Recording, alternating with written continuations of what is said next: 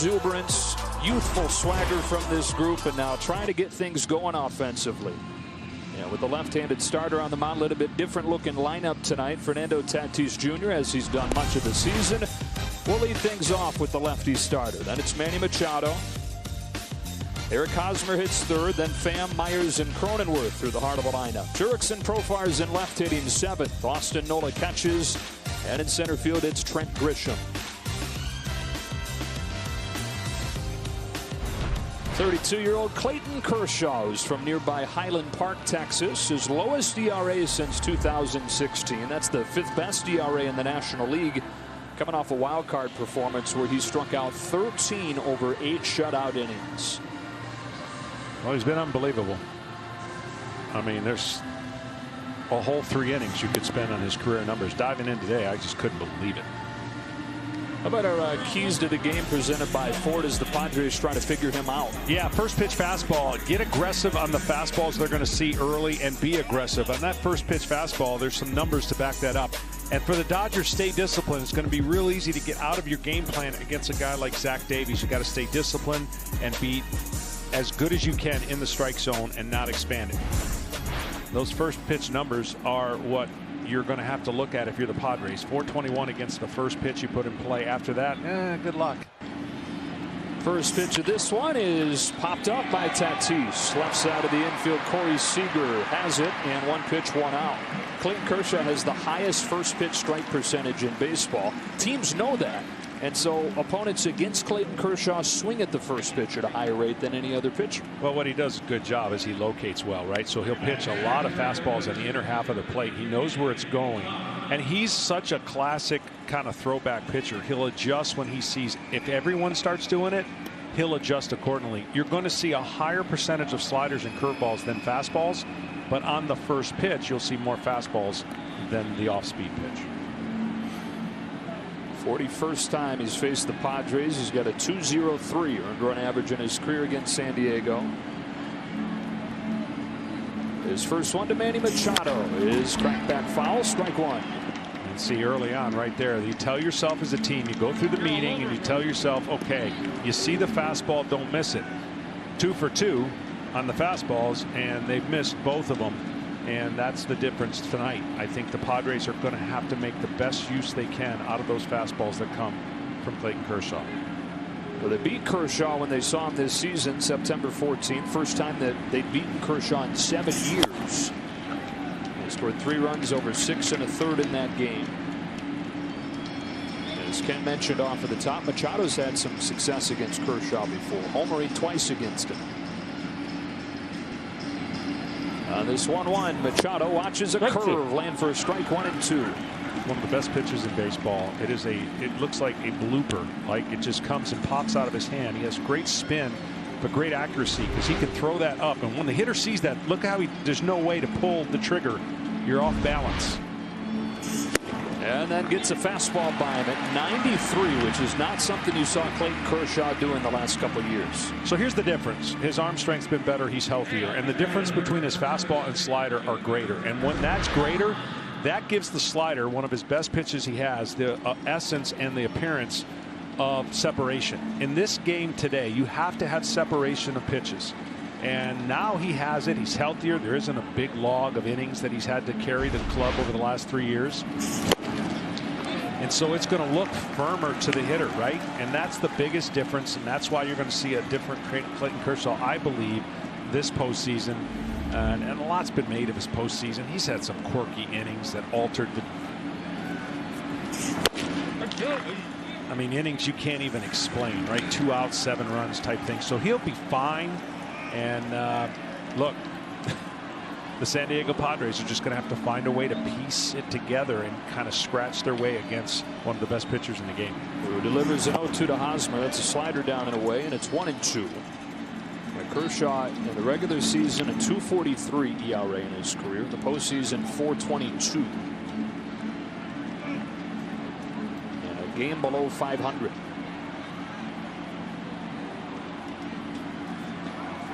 Kicks and fires 1-2. Hosmer bangs one into the ground, and at first Muncy will take it to the bag to finish a 1-2-3 first inning for Kershaw.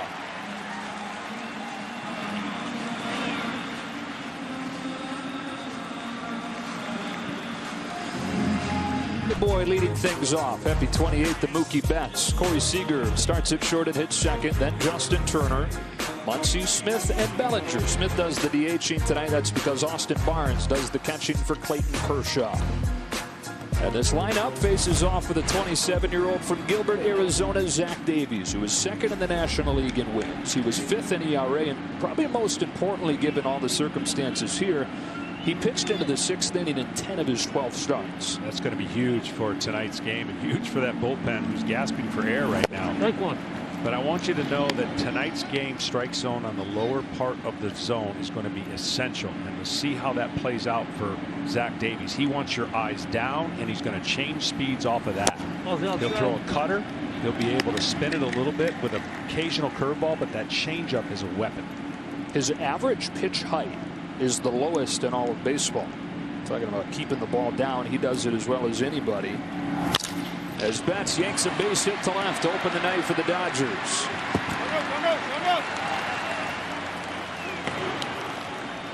Leadoff man aboard here in the first inning for a Dodger offense that has been the best in the league in a lot of measures this season. Although last night, 4 hits, 10 walks. A little bit different equation than we've seen from them. Yeah, good news, bad news. If you're a Padres fan, you're like, okay, they haven't been hitting. We had a chance to win that game yesterday. But the bad news is you think they're going to wake up soon, and they're so disciplined that their ability to make contact, which is one of the greatest traits you can have in the postseason. They did not strike out much with runners on. They were patient, got their walks, and it's ironic that the one play of weak contact opened up a big inning. The play that didn't get made by the Padres yesterday allowed the Dodgers to continue that inning, and it broke the game open. Yeah, it's a team, John, that averaged more home runs per game than any other team in baseball history.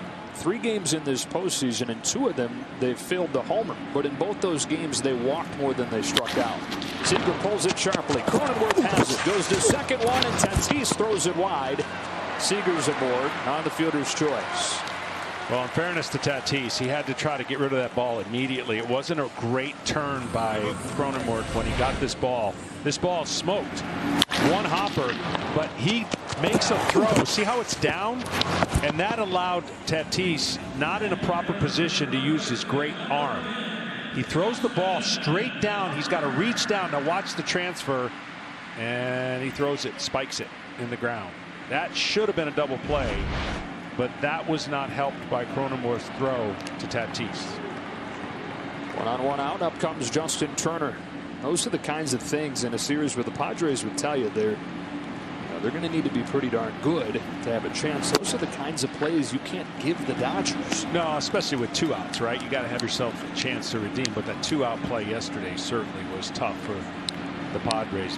This Padre team has been resilient. They believe that they're going to score runs. Their task has just gotten bigger because they're facing Clayton Kershaw. 1-0 to Turner, finds the corner, and it's 1-1. But I think Zach Davies has exactly what you need if you're a Padres team to mix and match with a Clayton Kershaw.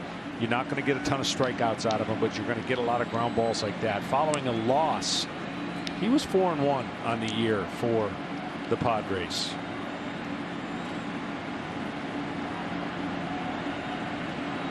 That's the 1-1 fly to Turner. That's low ball 2. He's always been good against the Dodgers, going back to his time in Milwaukee. 8 starts against LA. He's got a .237 ERA. Padres acquired him this winter in the same deal that brought Trent Grisham from Milwaukee. And now in his 6th year with Major League time. Is 2-1. Fouled off, 2-2. The player resume sponsored by Indeed. Justin Turner picked up a base hit last night, now tied with Steve Garvey for the most hits in Dodger postseason history. He's driven in more runs than any player in Dodger postseason history. Longest tenured position player on the team in his 7th season. That lines up almost exactly with his 8-year run of division titles. 36 RBIs in 7 postseason trips. He's down swinging here on a changeup.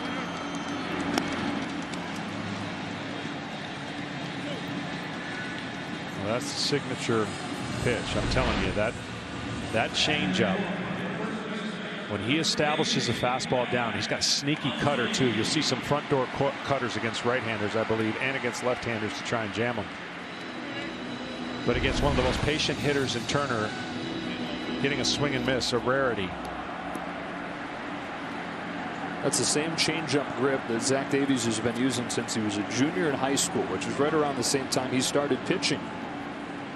His first one to Max Muncy is a pinpoint fastball and it's 0-1. It's fun to watch a guy. I mean, only 88 miles an hour, but he really, truly pitches. He does, and he's going to have, you know, there's going to be some poor man comps to a Greg Maddux, and I can see it, kind of like a Kyle Hendricks. The guys in the league that don't exactly have chances to pitch because we're so consumed with velocity. These guys know how to pitch and can be effective. I really believe with all the velocity we have in our game, these guys present a problem sometimes for hitters just learning how to adjust to it, because they see so much velocity, and hitting's hard today because of it. And these hitters have, you throw 100 miles an hour long enough, they're going to square it up. They're going to barrel it up. Throw a changeup, a wrinkle, a slow curveball. All inside. And so that's what Zach Davies can do. He's going to throw his changeup 40% of the time. Most of his strikeouts, 40 of 63, come on that changeup. Now the downside is the opponents only missed 8% of his fastballs when they swung. Dodgers hit about 400 against his fastballs this year. Muncy takes a change low and it's 3-1. Dodgers saw him twice. Dave Roberts said, look, we don't like being on the other side of it, but it is fun to watch. Dave Roberts and the Dodgers really appreciate the way Zach Davies goes about his business.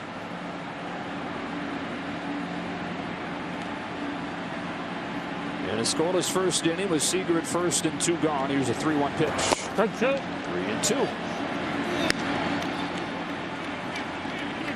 Muncy had a double last night, his first hit of the postseason.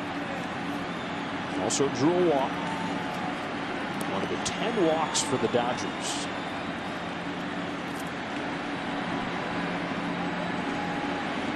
Seager gets a head start from first. There he goes. Here it comes. Muncy grounds it to first for Eric Hosmer. Both pitchers put up zeros in the first inning. Off and rolling in game 2 in Arlington and no score.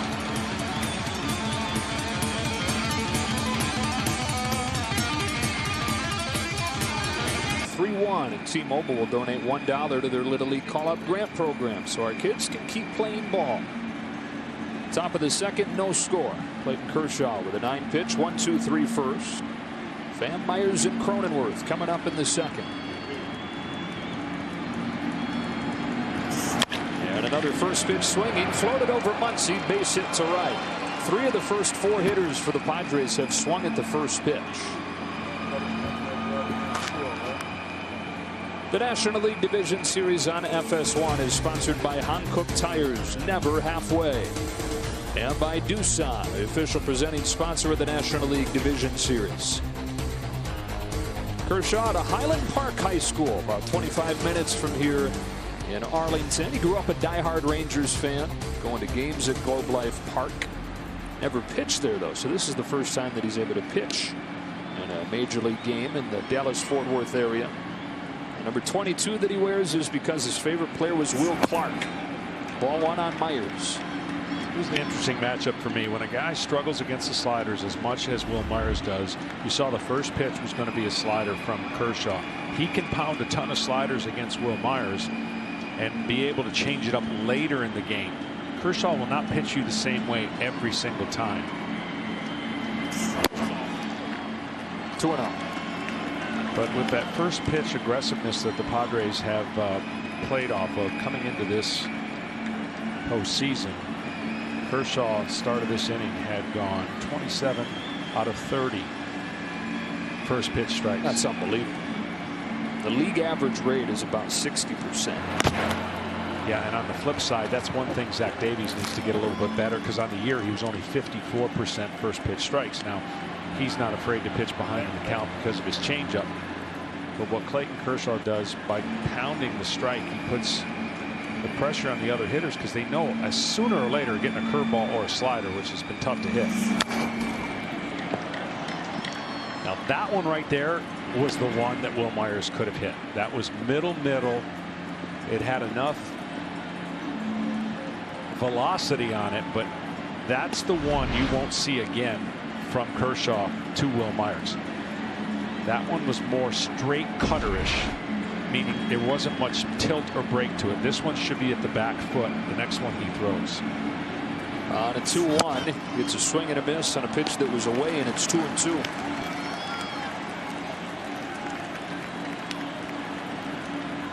Jay Cronenworth due next. 0-0 game here in the second inning.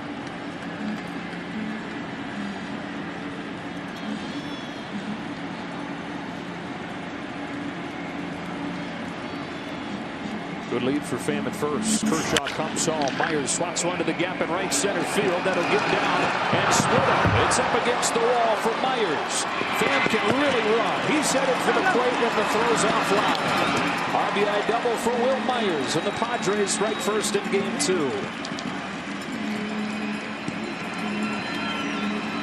Will Myers almost cuts his swing down and kind of half swings it, and watch where the ball goes. The location of the slider was not at the back foot. Okay, you're going to see the break of this pitch stays middle. Look, he just flicks it. That's what you have to do against the great pitchers. If they make a mistake, you've got to do that.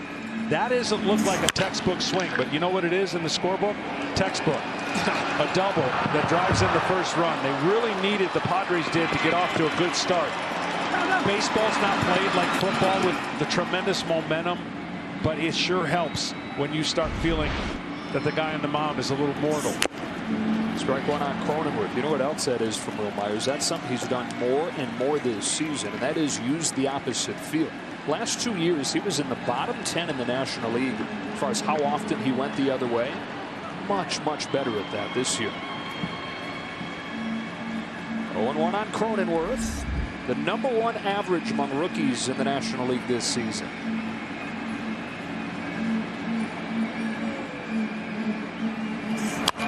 Get in on him, and it's 0-2. Well, now he's put him in a tough spot because Cronenworth really wants to get Will Myers to third. Getting him to third with less than 2 outs. The reason the Dodgers offensively are so good, they pass the baton on. The Padres have to do the same thing. They got to let the next guy, he's got to fight with 2 strikes and find any way he can to dribble a ball anywhere. Because by putting it in play, you don't know what's going to happen. By not putting it in play, it's pretty obvious what's going to happen. No one moves.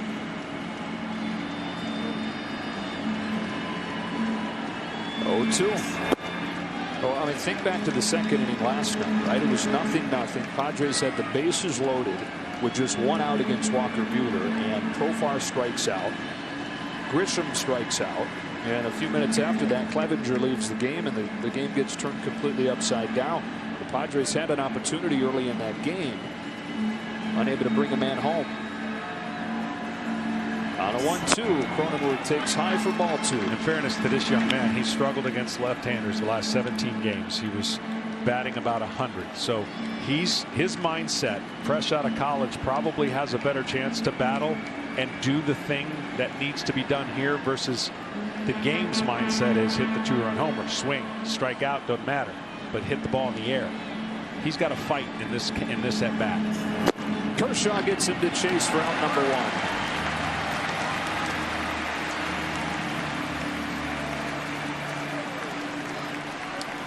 This was a better slider out of Kershaw. Better break that he needed against Will Myers. See, it was nowhere close. But Jake had already committed. His front side had committed. He was trying whatever he could to just reach and tip the ball. But Kershaw had a career high 20 swings and misses on that pitch in the wild card round.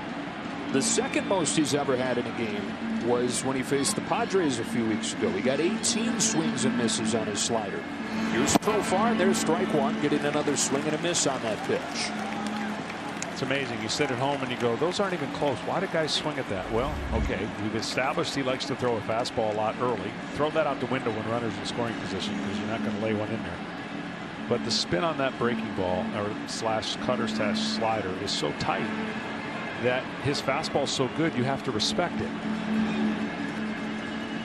You hear about the concept of tunneling pitches coming out of the same tunnel and absolutely. breaking differently. His fastball and his slider do that at an elite level. Curve is bounced back to him. They locked it to first to get Profar, 2 away, and Myers still at second. Well, he has the unique double pump kind of delivery, so that creates an illusion in and of itself. And you got to be really strong in your midsection and back to be able to do what he does. Watch that leg go. Well, it's a slide step, but you'll be able to see it later on. And so when you have that illusion along with 3 different quadrants he can throw a baseball, that's how you change the eye level of a hitter. You change the timing of a hitter. And that's what he's made a living on his whole career. He can get the eyes of the hitter to pop up with that little blooping curveball. He can get the hitters to panic on that down and in back foot slider. And oh, by the way, his fastball's not shabby either. Boston Nola with 2 gone. Looks at strike 1, and that you're kind of touching on one of the things Dave Roberts said he thinks is the biggest reason for his success this year. More than the increase in fastball velocity, it's the way he's sequencing and using his fastball in different lanes like that arm side. Yeah, and he's gifted enough to adapt and do it. You ask a bunch of other pitchers to do that, and they may not be very good at it. Nola pulls it foul, and it's 0-2. And there's nothing in the sequencing that he's pitching away from his strengths. See, I think there's a challenge in our game with the information to pitch to a hitter's weakness, but it might not be your strength. And if you're pitching to a hitter's weakness, you're bringing in my opinion, more chance for failure as a pitcher if it's not your strength. And well, what happens? They say if your strength is his strength. Well, sometimes, you have to deal with it like that. And I think Clayton has been good and gifted enough to apply the information, but of course, adapt to it. No. He'll be the first to tell you he's a very stubborn guy. A lot of the great ones are, and that's part of the reason why they're great. But he's been more and more open as his career has gone on, and the numbers haven't been quite as good the last few seasons. 2, learning new things, trying new things. And you've seen an uptick in velocity, and as we mentioned off the top, the best numbers he's had in a few years. Running the bank on the double for Myers. He's at second with 2 gone as Kershaw brings Nola in 0-2. Ball 1.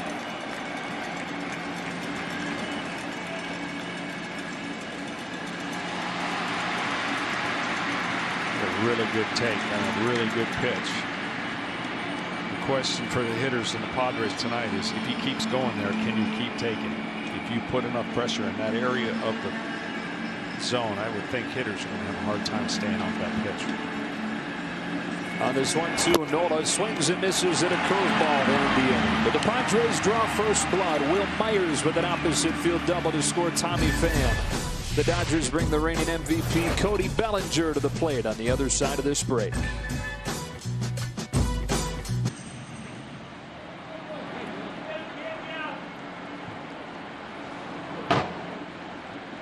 Padres 1, Dodgers nothing. Bottom of the second here in game 2. Will Smith leads off for the Dodgers and takes ball 1 from Zach Davies. Dodger catcher normally DHing tonight because Austin Barnes typically catches Clayton Kershaw. Smith has turned into such a good offensive player that Dave Roberts wants him in there as the DH. Flied off the end of the bat to right, carries to the warning track into the wall. That's as well as we've seen a ball carry in these 2 games. Yeah, that's the first one. What little the flags are doing is blowing towards right. That's the first one that's carried. And we've seen some batting practice bullets that have gone nowhere. That was with the roof closed, but that ball had some carries to right field for sure. Here's Bellinger. How about 18 home runs in the 3 games at Dodger Stadium this week between the Astros and the A's? Yeah, during the day, right? Yeah. Ball jumps during the day. That is crazy how many home runs those 2 teams have hit. First one to Bellinger. Strike 1 is in there for a strike. A couple old high school rivals facing off here. Davies was at Mesquite High School in the Phoenix area. Cody Bellinger, Hamilton High School. Husky, Chandler. 0-2. What have you seen from Bellinger? I mean, the numbers have gotten a little bit better the last few weeks. He's got a hit in all 3 postseason games. What do you see? Well, I think, maybe it's not seeing him the whole year. It looks like the swing isn't as violent, if that makes sense. I mean, sometimes it looks like he winds up to hit. His body does move when he's swinging the bat, but that's okay if your hands are back. He's down looking here on a perfect pitch from Davies. But I think it looks like he's getting more in tune with how they're trying to pitch him and staying off. That was just a perfect pitch. Yeah. At his height, if you're going to dot a ball right there as a hitter, I'm just going to say, okay, may not be a strike, but if you can throw 3 of those, tip my hat to you.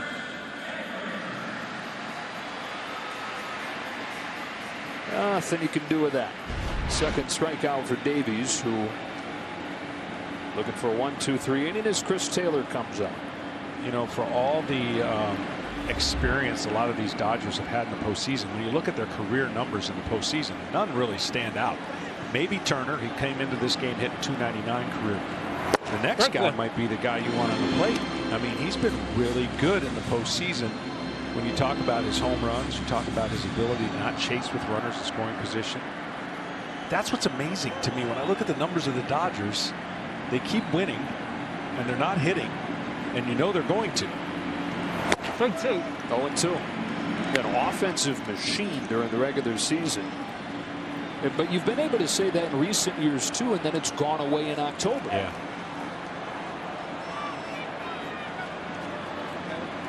Well, this year has a little more consistency to their lineups, right?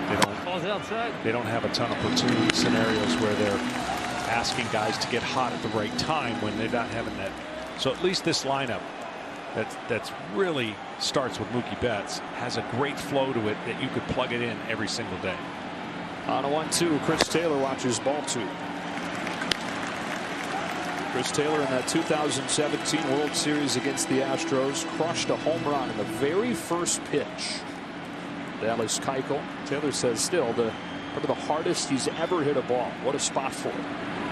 Another perfectly placed pitch by Zach Davies. Back-to-back strikeouts in a 1-2-3 second.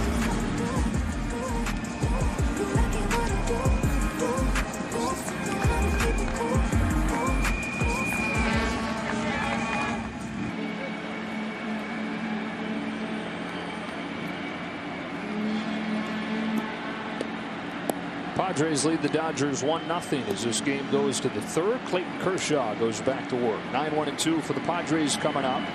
Trent Grisham goes after the first one, strike one. We're joined by the pitching coach of the Padres, Larry Rothschild. Larry, in a day and age where everybody's throwing hard, it's fun watching Zach Davies do his thing, isn't it? Yeah, it really is. He's got a great feel for what he needs to do with hitters and location and just different pitch types, and it's been fun to watch all year. So fly ball to center field. Bellinger moving to his right. He's got it for the first out of the inning. What's this like on a pitching coach these few games here with the Padres using 9 pitchers tonight? Is that a stressful way to live on a guy in your spot? Well, it is what it is. I mean, you just go inning to inning and do what you have to do to patch it together and hope to win a game. But you know, these guys have done a nice job. A lot of people have stepped up, and you know, we just need to continue with it. And I know pitching is your expertise, but how about this guy at the plate here, Fernando Tatis Jr.? What have you appreciated most watching him this year? Well, you know what kind of player he is, but the energy he brings has been incredible for this team. You can just see it when he does certain things that, you know, the whole dugout lights up, and he's just that type of guy. So you know, he's a career guy here, and what a player they have here. Larry, appreciate you taking a minute for us. Okay. Good luck. All right. Thanks, Joe. Appreciate it. You got it. Okay. Bye. Here comes Manny Machado in a 1-0 game. As Kershaw gets the first 2 outs of this inning on 3 pitches. What a career Larry Rothschild's had. Really has done an incredible job. Probably very underappreciated in the industry. But a great job wherever he's been.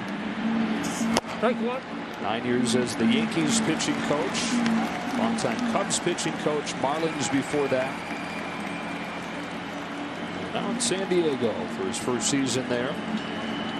Not an 0-1 pitch. Machado watches ball 1. What a guy to have for Jace Tingler, first-time manager, to be able to lean on in a normal season, let alone a season like this where there's so many different caveats to managing a staff. 1-2. Well, the Padres are in good shape in the future, of course. And when you have the kind of young talent, some of their young pitchers haven't made it up yet, when you're going to see some that are going to be fantastic, I believe. And this year is kind of a microcosm of what it can be, right? I mean, I know it's not been the full complement of the season. That backs up Turner, stabs with the backhand, low throw. Muncy stretches to get it. Finish off a 7-pitch 1-2-3 third for Kershaw. Padres are saying, hold on. They want to make sure that this, in fact, was an out. Did he get his foot back to the bag? I think he's out. And they say play on.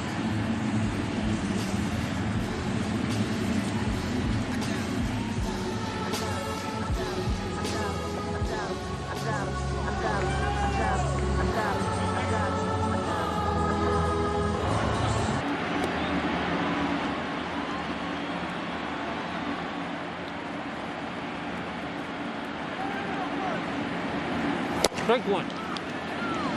Zach Davies pumps in a first pitch strike to A.J. Pollock in a 1-0 game, with the Dodgers bringing 8-9-1 to the plate in the third. 16 home runs, just 5 shy of a career high for Pollock in a 60-game season. It's a 43 home run pace. The player in his second season with the Dodgers. Last year was interrupted by a 2.5-month stint on the injured list for an elbow infection. That's kind of been the story for him throughout his career, is just bad injury luck. One thing or another keeping him from staying on the field for long stretches. Shoots this one to right, and he's got a leadoff hit here in the third.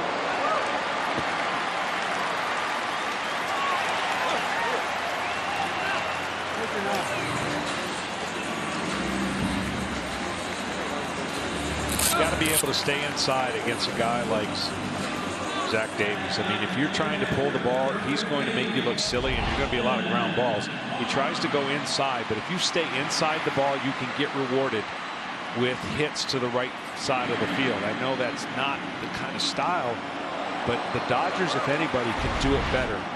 And because you have to be aware of that changeup, if you're in pull mode, that changeup swing and miss or ground ball to the pull side of whatever your right-handed hitter or left-handed hitter to the right side. Austin Barnes squares around, bunts him along third, foul. The lineup is Clayton Kershaw's pretty much at this point, it's called what it is, personal catcher. They don't want to formally call it that, but he has caught Kershaw in all but one game this season. Got a good thing going. The numbers with Kershaw and Barnes together are exceptional. And so you take what you get at the plate, but how about the one game that he catches in the wild card series? He goes 2 for 3, drives in the first run of the game, and scores a run. It's gravy on top. Yeah, good timing for sure.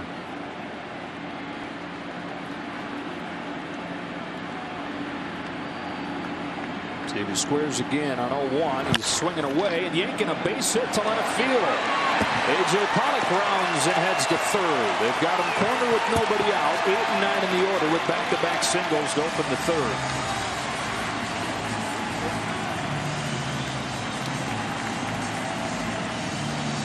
Good piece of hitting. Again, you don't have to hit it 100 miles an hour all the time. And he reaches out, taking an extra base, going first to third, reading the ball, not hit super hard. The little things at this time become huge.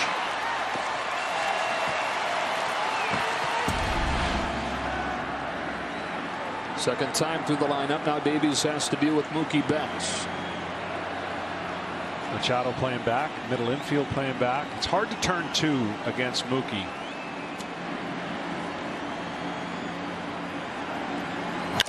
He goes after the first pitch, a diving catch by Machado. Wow. Oh, he's so good over there. I mean, now that was a rocket, right? And that usually gets rewarded. But when you hit it to that man, he's got the 10 feet to his left and 10 feet to his right covered. This is why they call it the hot corner. You got to have quick feet. You got to have quick reaction time. And now, because of the aggressive style of Seager and the ability for him to induce a ground ball double play, you could get out of this inning if you're Zach Davies. The probability of it when it started first and third with Mookie Betts up are not really high. Picked on the wrong guy. Picked on the wrong left side of the infield, though. First and third for Seager, who takes ball one and a changeup. one of the most aggressive hitters in the National League. Lays off the first one. You know, he's hit the ball really hard in these 2 games and really all postseason, but nothing to show for it so far. 1 for 11.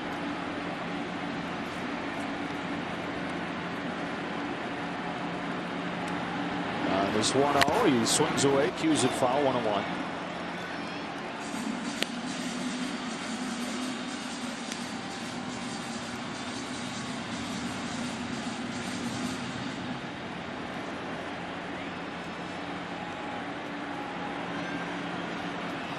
Going into this game, no strikeouts for Zach Davies in the last 12 chances with runners in scoring position. In other words, they've been putting the ball in play, so he relies on his defense to get him out of this.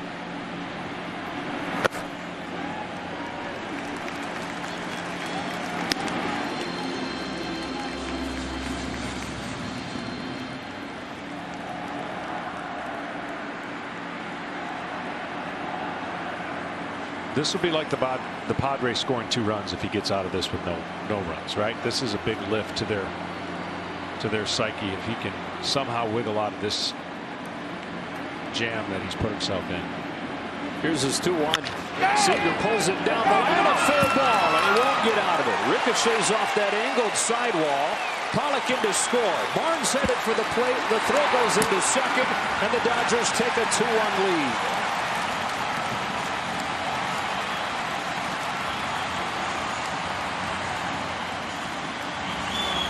Seager with a 2-run double, hits it hard again, and finally gets paid off. This is great base running and heads-up coaching, preparing them for this little jet out right there. The angle that ball bounces away makes it very difficult for Will Myers to get to that, and of course the runner at first, Barnes, just doesn't stop.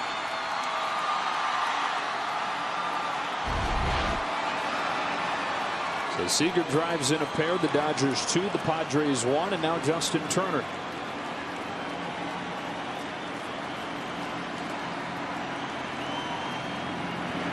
Strike 1. Struck out his first time on a changeup. Takes a fastball for strike 1 here. Boy, he's been so good with runners in scoring position on the year. Of course, the postseason only 1 for 12. That 1 hit coming yesterday, a big hit.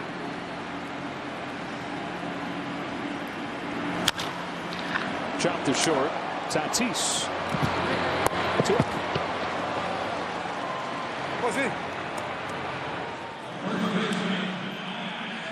Talking about that base running, Dodgers 1st and 3rd with Pollock and Barnes, and aggressive to take the 2-1 lead. Yeah, I mean, this wasn't with 2 outs, so it's not a no-brainer. They keep running. Watch where the third base coach positions himself, and then right there he says, keep going.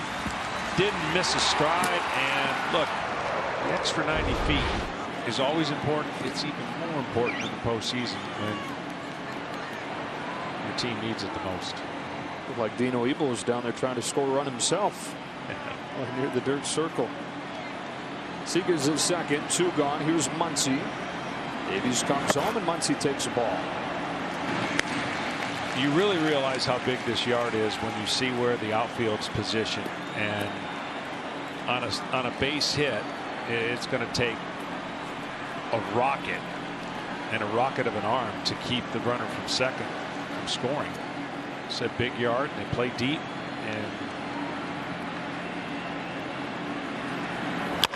Muncy muscles one into right center field. That'll sink in for a base hit and scores Seager. The Dodgers with a 3 spot here in the 3rd.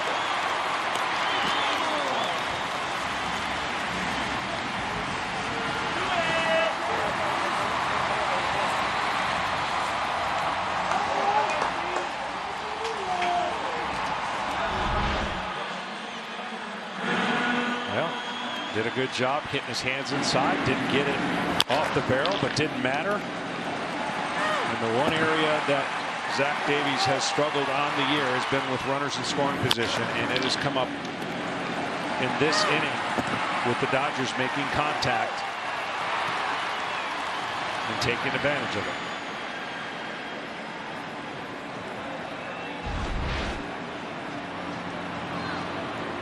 Muncy drives in his first run of the postseason and gets Will Smith to the plate with 2 gone.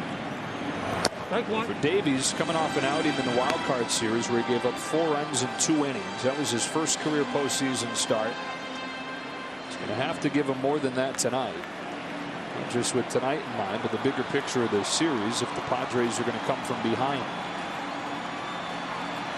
They've used 9 pitchers in 3 of their 4 postseason games. Smith hits this ball in the air, right center field. Grisham on the move, still going to make the catch on the warning track and end the 3rd. Bottom of the order gets things cranked up for the Dodgers. They get 4 hits and score 3 runs. Could have been more, but good range from Grisham. And the 3rd.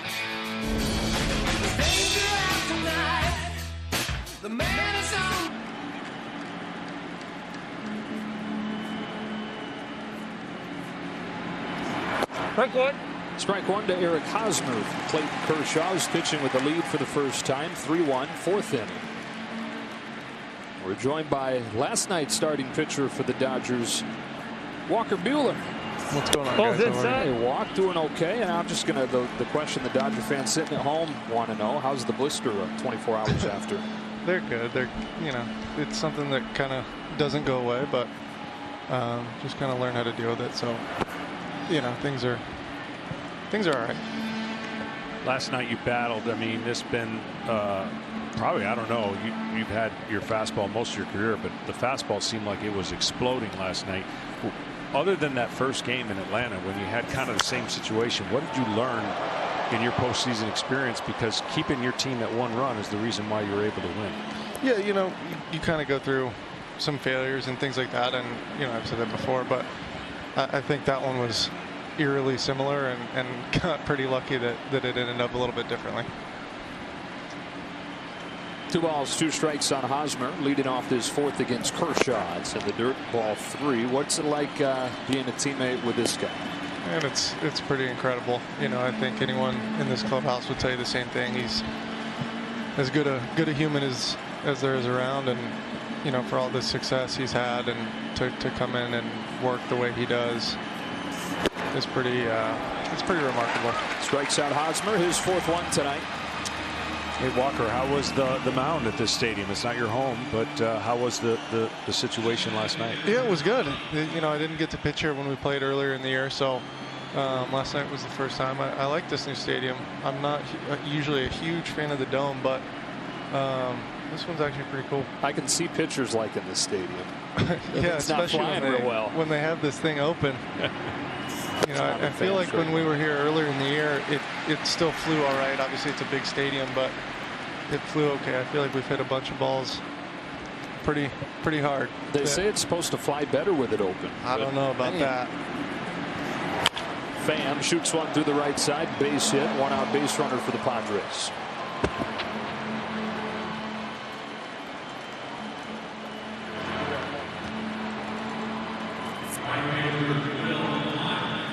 Well, it's a San Diego lineup, Walker, that in years past has been near the bottom of the National League. How much different is it trying to go through this group this year? Yeah, I think they're a lot different. They have a lot of new faces. Obviously, the young guys that they brought over, Grisham and Cronenworth, have played really well, and then Pham coming over. So, I think they're not quite as aggressive as they were in years past, but it probably has helped them a lot. And then Tatis and Machado, both at the top, I think. It's not an easy lineup. Before we let you go, I know that you don't want it to get there, but if this goes to a Game 5, any chance we see you? I hope so. I hope we don't get there, but whatever we got to do to get to the next round, we'll do. Walker, we appreciate your time. All right, thanks, man. No balls, 1 strike on Will Myers with a man at first and 1 gone. Myers swings and misses, and it's 0-2. And see, this is what I was talking about with Clayton Kershaw, how he'll switch up the at-bats he faces a guy. And watching some film on the matchups he had with Will Myers, one game he threw nothing, 1 at-bat, all sliders and 1 fastball, and then he'll come right back. Just when you think you've seen enough sliders, he comes right back with 2 fastballs and beats him to the barrel. Myers doubled his first time. Ball's inside. Takes just off of the plate inside here, ball 1.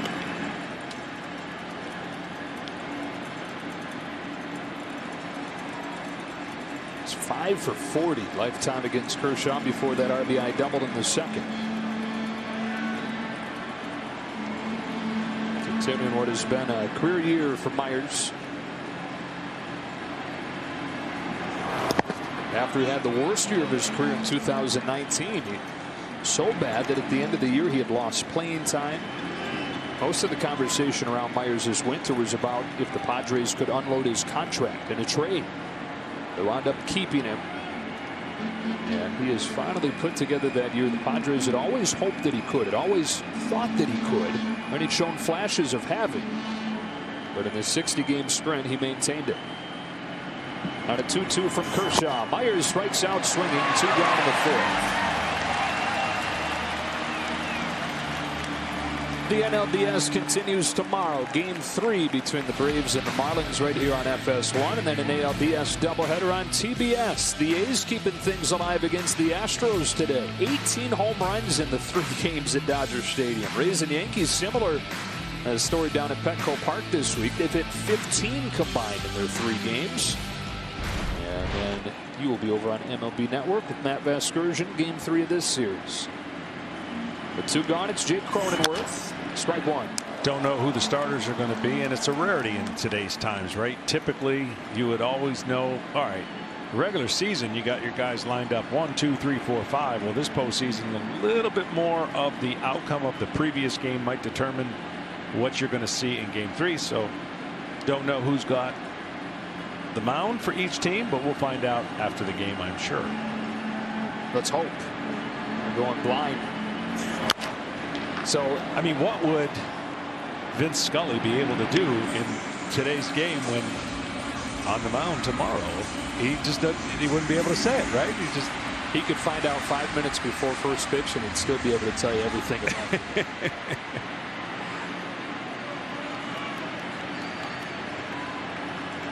It was assumed that it would be Chris Paddock. The Padres have not said officially that it'd be him. He did a little more, it looked like, side work than you'd expect from a guy who would start the next day today. Yeah, sometimes those side works can get a feel for a certain pitch, or you hope you're not airing it out, leaving it there. But 0-2. For the Dodgers, Dustin May could be an option. He threw just 27 pitches in relief last night, so that kind of serves as like a bullpen session between starts. It does. Yeah, I know it's not the same. Yeah, I mean it's a little different when you're touching 100. You're not touching 100 in your bullpen session, and that's why I know it's. I would have said it if I was a player. Hey, that's my bullpen day. I can go. You know.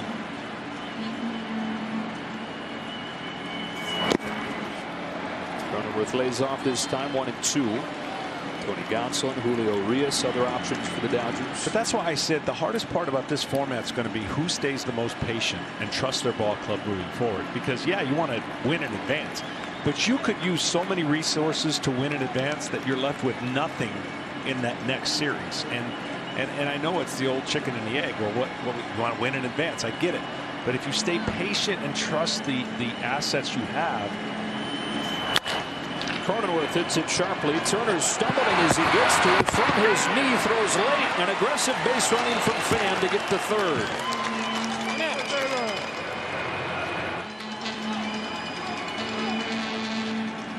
Well, the shift helped Turner get to that ball, but the shift also put him in a little bit of an awkward situation where he tripped on his cleat there, his toe, and then with nobody on the left side of the infield.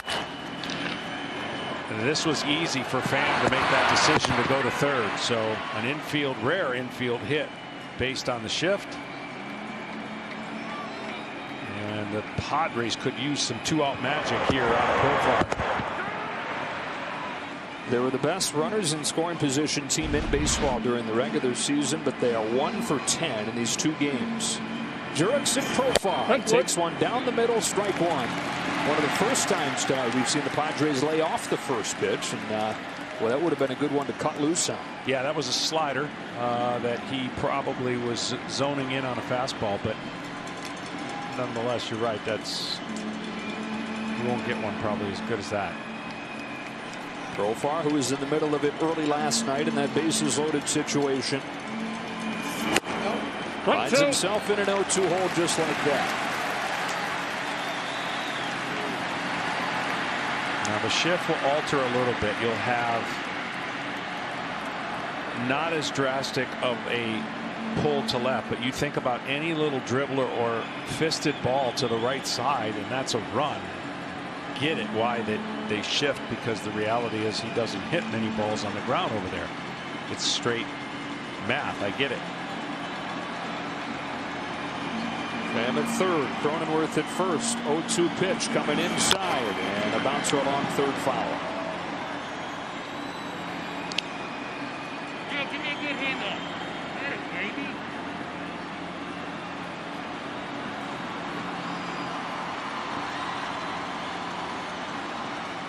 He does go the other way a decent amount. You see StatCast powered by Google Cloud. And that's trust on your pitcher, knowing that he, Clayton Kershaw, is going to put the ball where he wants to, which makes that shift even more effective. 0-2 again. Fly ball to center field and deep. Bellinger going back in this very large park to put it away and end the inning. Padres strand a pair and trail this one in game 2.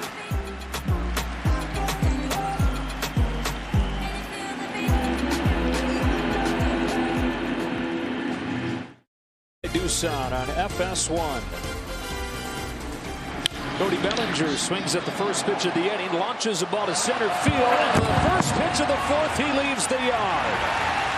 First home run of this series comes from the reigning MVP, and the Dodgers have a 4-1 lead.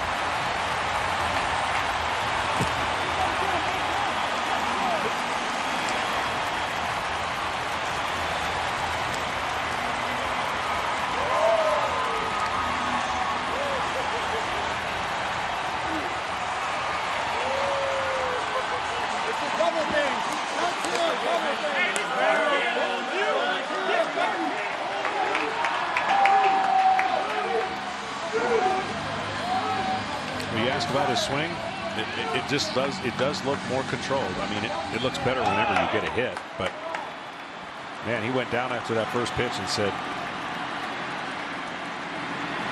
Taylor now sends one to right. Myers is there, coming on Hacken here in the fourth. Yeah, it looks free and easy.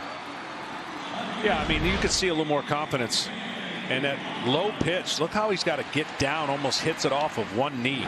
That shows you how strong he is. But the opportunity to hit off of a Zach Davies actually might be more of a benefit for Bellinger, where everybody's tying him up high with velocity. A lot of his strikeouts are coming with high velocity. So you might come into this game for Bellinger thinking, OK, he doesn't really have anything upstairs. He can get me out. So if I think down and think up the middle, I got a chance. And that's what he did. Strike one on A.J. Pollock.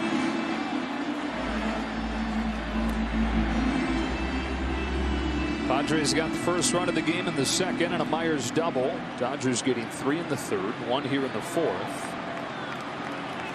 And now Pollock, who started that rally in the third, swings and misses, and it's 0-2. Yeah, Pollock really struggles off the changeups off of right-hand hitters, or right-handed pitchers, hitting 100 coming into this game. So that is definitely a weapon that Zach Davies can go to pretty much whenever he wants, as long as he doesn't leave that changeup middle in to Pollock. He's fine. Down and away in 1-2 on a guy who has had some kind of year in many ways, Ken. He has, Joe. What a season off the field for A.J. Pollock. His wife Kate gave birth to a baby girl, Maddie May, 3 months premature on March 19th. She weighed just 1 pound 6 ounces. Then in June, with his daughter still in neonatal intensive care unit, A.J. tested positive for COVID-19. It was more than 4 months before the family could be together all at once, and Maddie still faces her challenges. She's here in Texas with Kate, with AJ in the bubble, but she had to fly here on oxygen. She had hernia surgery 10 days ago. She had an issue with her eye. That was another medical scare. But AJ told me before the game she is making progress. She's getting there. And of course, he's had a big season despite all going on around him. And he says, Ken, that going through all of that has made him better at appreciating each day, better at putting the negative that comes with this sport behind him more quickly. Reaches out and drags this one to the ground to short for Tatis. Comes it across to get him for out number 2. Wow, that's Tatis right there, relying on his arm, right? He's playing deep. Pollock can fly, and that's just a showcase of cannon that Tatis has. Look, he gets it. You see the footwork, and then absolute lets it fly, and bang, bang, you know, for a routine ground ball.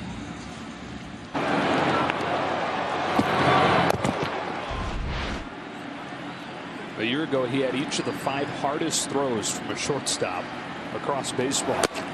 Ball one on Barnes. You know, we talk about, we take for granted, I mean, it's such a blessing that we're actually here in a booth, right, for the first time, calling a game and hoping that everything keeps going the way it's going to get a crown of champion.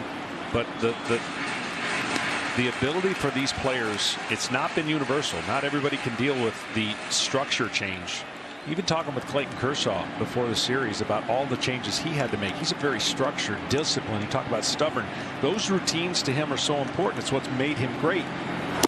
And he even said, look, everybody had to go through it, so I had to find a way to adjust my style and my structure routine that I'm used to. And all the players to a man have had to deal with it, and personalities are not all the same. That's why some have struggled this year, and that's why it's going to be difficult for a lot of people to analyze this season on what players have done, good or bad.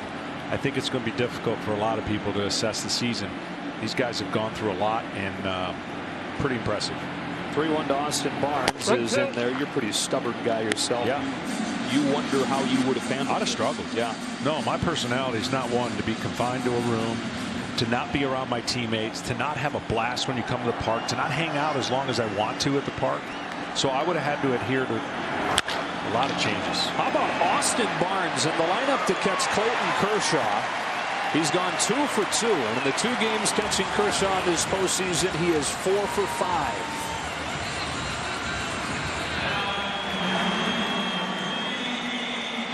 It's pretty impressive.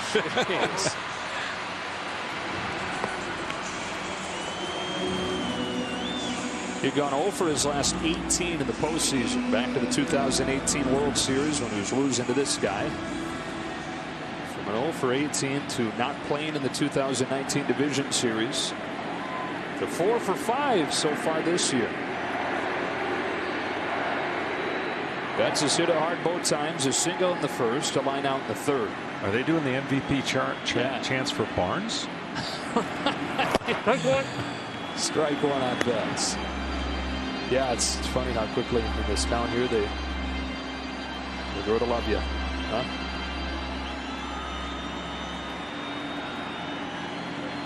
A lot of guys made a good MVP case this season. Betts is in that group. Machado, Tatis, Freddie Freeman in Atlanta. Juan Soto, even on a bad team, hard to ignore what he did. It's been interesting to watch. Like there's like 3 or 4 teams that have 3 guys on each team that could make the claim for an MVP. Braves have 3. You could say that the Dodgers could have 3, 2 for sure. Is Seager your other guy? Yeah.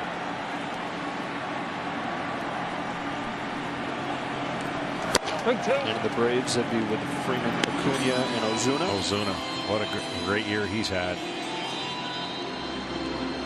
Braves on the verge of punching their ticket to the National League Championship Series, which will be in this ballpark, as will the World Series.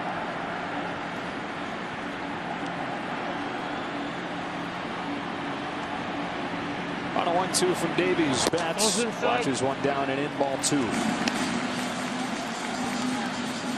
There's only been one player that's won an MVP in both leagues, Frank Robinson. Betts, of course, won it in 2018 with the Boston Red Sox. He'll win another. For sure. 12 years, 12 chances guaranteed. And a new contract with the Dodgers. That is cranked on a line to left. His second hit tonight. Barnes headed for third. Beck sees the throw going there, heading for second, but it's perfectly spotted, and Machado puts the tag on Barnes. But the Dodgers expand the lead in this massive ballpark. It's been really hard to get it out of here this season, but Bellinger did on the first pitch of the inning. It ends with a tag on Barnes. It's 4-1 after 4 in Arlington.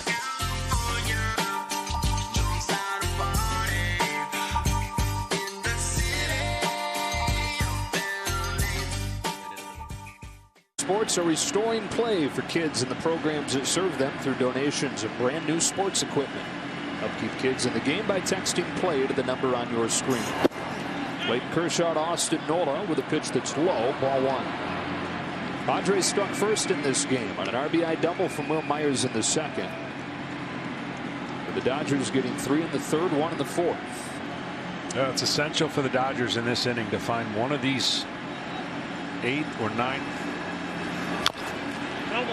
batter to get on base to start that lineup going for where Tatis and Machado, and they've got to find a way to scratch a run or two in this inning, because then the innings start getting a little bit difficult when you think about the thunder that comes out of the Dodgers bullpen, and every team knows it.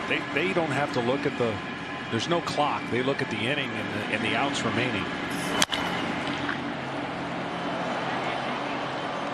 31 innings in the postseason tossed by Dodger pitching. John, they've given up 4 runs. Yeah, I mean, it's just a mirror image of what their season was, right? They had the highest winning percentage, and who knows what would have happened over 162. They were built for 162. That's what their depth screams about. That's why they were poised to get right back to the World Series this year under normal circumstances. This year, however, it was, in my opinion, made much more difficult for them. And I think they've handled themselves. When you're the team, you're not gonna answer the questions. Look, I'll be the first to tell you, when I was a player, I answered as honestly as I could, but you're not going to answer as honestly as you have to. Nola goes up to get that, sends it in the air to center for Bellinger. He's got it, 1 away. The National League Division Series on FS1 is sponsored by Roman, the digital health clinic for men and proud partner of Major League Baseball. And by Camping World, making RVing fun and easy since 1966. So you mean to tell me that you didn't tell us the whole truth? Well, what I mean by that is this time of the year, you're never going to say, yeah, we feel all the pressure. Yeah, we're supposed to win. You're going to downplay it. You're going to go off of your leader, your manager. You know, Dave Roberts has done a great job just kind of, I remember him saying earlier, he says, guys, I don't want to hear anybody complain. You know, the team that's going to win this is the team that doesn't complain, that doesn't wish this system was different. They're going to adjust, and they're going to rally together. And I don't remember another year where the pressure on a team was as great as it is on 2 teams to start out the year: New York Yankees and the Los Angeles Dodgers. There's a 1-0 to Trent Grisham. Grounded foul, 1-1. Ken? Well, one thing I want to add, first of all, is that John Smoltz was a top 5 interview, one of the best interviews in the sport. Now, about the Dodgers, one thing that we haven't talked about much, and a Padres coach mentioned to me today when I asked about the struggles of Tatis and Machado against the Dodgers this season. He said their defensive positioning is exquisite. It's off the charts, and it makes it that much more difficult to score against them. And basically what he says is they have the perfect formula. Pitchers who can get everybody out, left side and right, and defenders who routinely catch the ball. Yeah, it's uncanny sometimes, Kenny, seeing where they have guys positioned to cut off hard-hit balls. And it's one thing to have them in the right spot, but it's another to have pitchers who can execute at the spot. And see, that's the key for me. I mean, the deficiency ratings and all the different defensive runs saved, you're not going to rank high when you got a bad pitching staff, right? So it goes hand in hand. We kind of give a little too much credit sometimes to the positioning, which it helps. Yeah. Grisham down on a curveball, 2 out. But show me one defensive run save team that's at the top that doesn't have the pitching to match.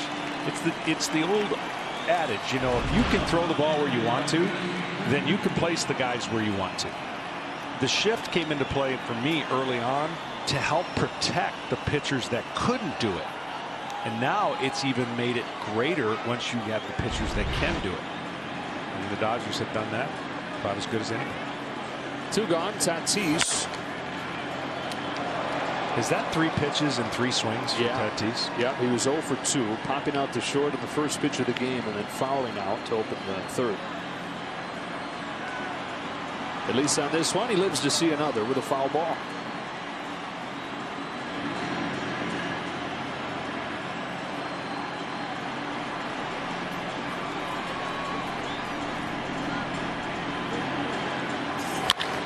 Ground ball up the middle. There's Taylor, range into his left. Low throw, and Muncy digs it out.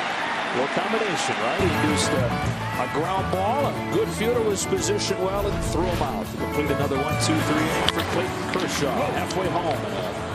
Dodgers in front looking for a 2-0 series lead.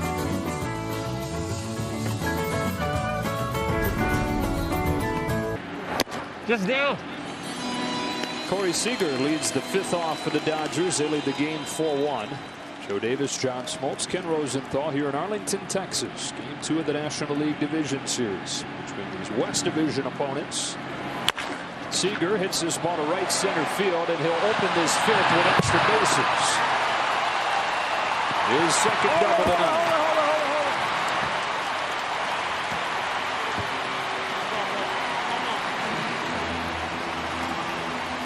Now the Padres scored first in this game against Clayton Kershaw in the 2nd inning. Kershaw's gone 5, giving up just that 1 run. He's got 6 strikeouts. Run came in a Myers double. Kershaw, now you combine his 2 outings in the postseason, 19 strikeouts, no walks. Yeah, it's just tremendous control over his mechanics. Obviously, he's very determined and locked in, whether there's fans or not, but he's been on a roll. Dodgers obviously very beneficial of what he's going to do tonight to kind of take the burden off of the bullpen that might get some rest.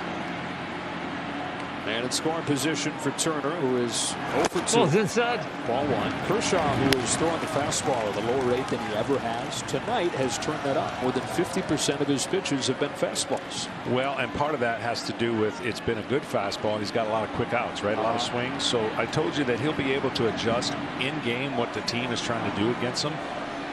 You know, pitching with the lead can have its benefits. But the one thing you want to do is you always want to stay on attack. And he's been pounding the strike zone early, going strike 1 to almost every batter. That's how you execute a game plan. 16 of 19 first pitch strikes tonight, so it's not bad. It's not bad. You combine it with his first outing, he is 40 for 46 first pitch strikes in the playoffs. Turner rolls one to short. Tatis waits on it, waits a little bit, guns it over and gets Turner.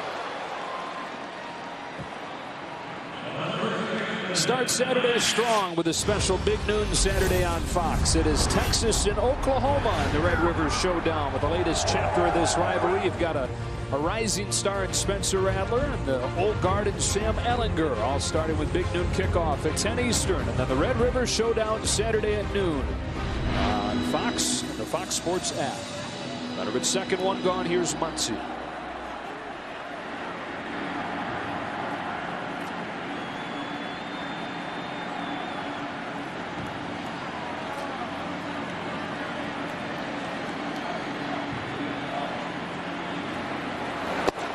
One ball, no strikes.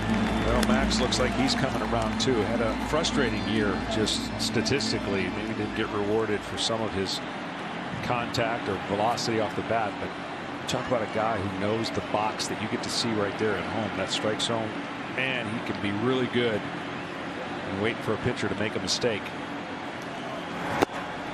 Good pitch there, 1-1. You know, when he made that turnaround when he came to the Dodgers and kind of turned his career around, there was an inner third of the plate that it seemed like he never missed that pitch. And the homers that he hit, the damage that he would do off that pitch. This year, only 60 games, not a fair example, but has been a little bit less locked in on that inner third of the plate.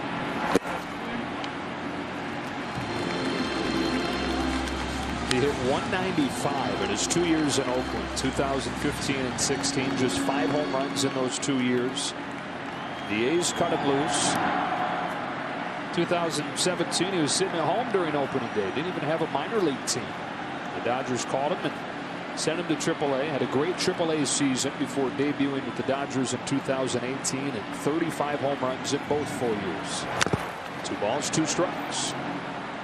And then signed a long-term contract. I mean, you go from being a guy who is out of baseball. Yeah, you're done. Considering going back to Baylor to finish his business degree, or going to Japan to play, or Korea to play. Even considered independent ball a little bit. Fast forward 2 years and he's got a 3-year, $26 million extension.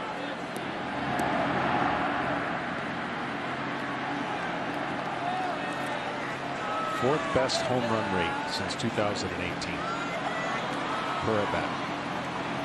That's with the down 2020. That's a lot first, but foul. As we go down to Ken. Well, Joe, the Dodgers believe that Max Muncy has had an inordinate number of ball strike calls go against him, and StatCast supports their theory. He's actually had 16 extra strikes this year. So what does that do to a hitter? Well, it affects his psyche. There are certain pitches and certain at-bats that end in a way that might not have ended in another situation if the ball and the call had been different. And then the psyche of it comes into play. The short season, you're chasing numbers. You're maybe expanding the zone. You're maybe getting out of whack mechanically. It all kind of conspired against Muncy this season. Mental warfare. A lot of guys this season. On a 2-2 from Davies, Muncy slaps it back to him. Davies looks to run into the bag and throws Muncy out. You know, they say every time you're slumping, sometimes you come to the plate and it's 0-2 and you don't know why. It's like every pitch is 0-2. I used to say to Maddox, this obviously a backwards a compliment to how great he was. How hard is it to pitch when you're 0-2 on everybody? Right. And that's what he would do. He'd make it look so simple, but you know, that's how the game can mentally fry you at times. You chase results. You panic with 2 strikes, and then you see the guys who are comfortable with 2 strikes. Don't panic. Trust their mechanics. The basic issue that every player deals with. If you trust your mechanics, you know things are going to end up okay. And now a quick word from Gatorade.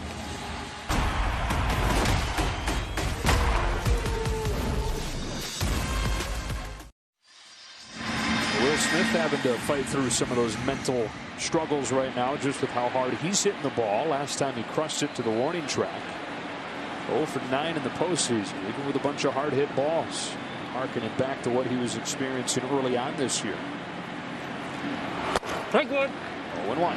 And you'd rather, I know no player wants to have the hang with him every time he comes back to the dugout, but you'd rather have that scenario play out. You'd rather be hitting the ball, squaring it up, feeling the click. Even if the results don't fall, you know, everyone will say, gosh, can I just get one to fall? Can I hit a little chunker, a little? That's stopped at third by Machado. And a hard hit ball and nothing to show for it. And a lot of times guys that are doing that, that's what will get them going. That little duck shot, that little duck snort.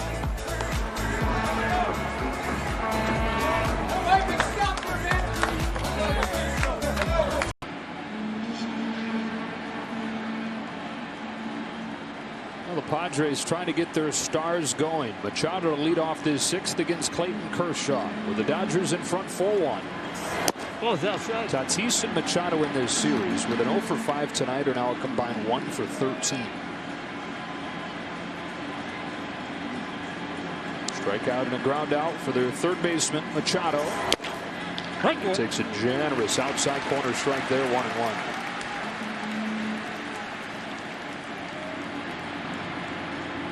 Body language was like, the guy's great, right? Don't give him that pitch. That's what hitters are basically wanting to say. Oh, here you go, Billy. That was swing ball 2. Well, it's interesting. 8 home runs off of left-handed pitchers breaking balls since last year, and he has the highest ratio, does Machado, but typically does struggle a little bit against Kershaw's slider. Got it there, hooked it deep to left, towards the corner. Manny Machado with a leadoff home run. His second of the postseason, and it's 4-2 here in the 6th.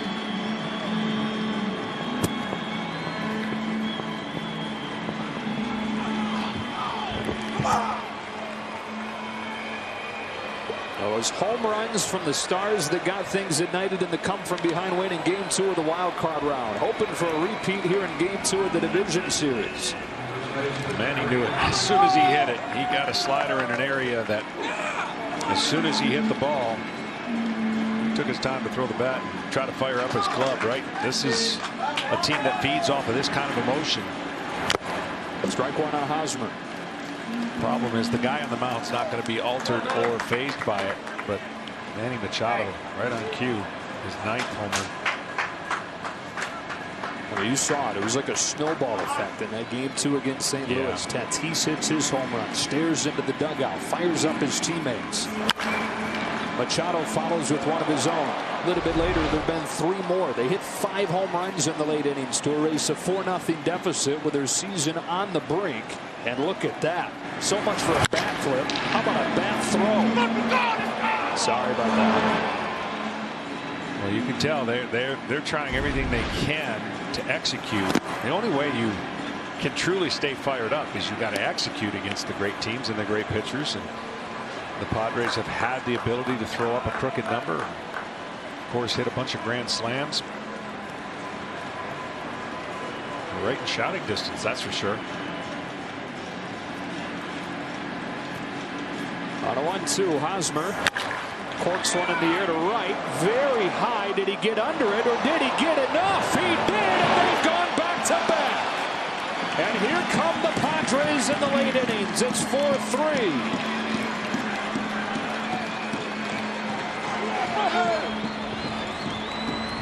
That was way up there, but it kept on traveling, and Hosmer has his first of the postseason.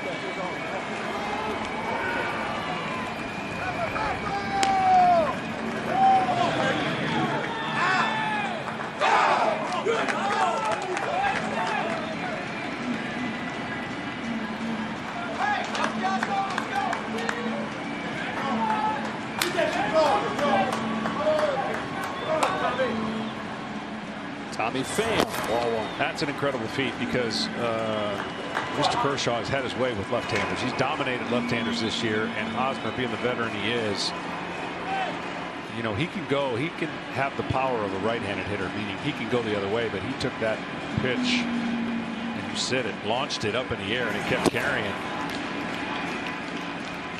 Forget about they're within a shout. Now they're really within a within a whisper. Within a whisper. They have awakened their dugout. When that happens, look out. The Padres start to believe, look out. A 2-0 to Pham. Strike one in the corner. It has been really difficult to string rallies together against Clayton Kershaw through his 13-year major league career. If you're going to get to him, typically it's been via the home run. Back-to-back homers to open this 6th. Now Pham. He hits one in the air to center. Bellinger settles onto it. One gone.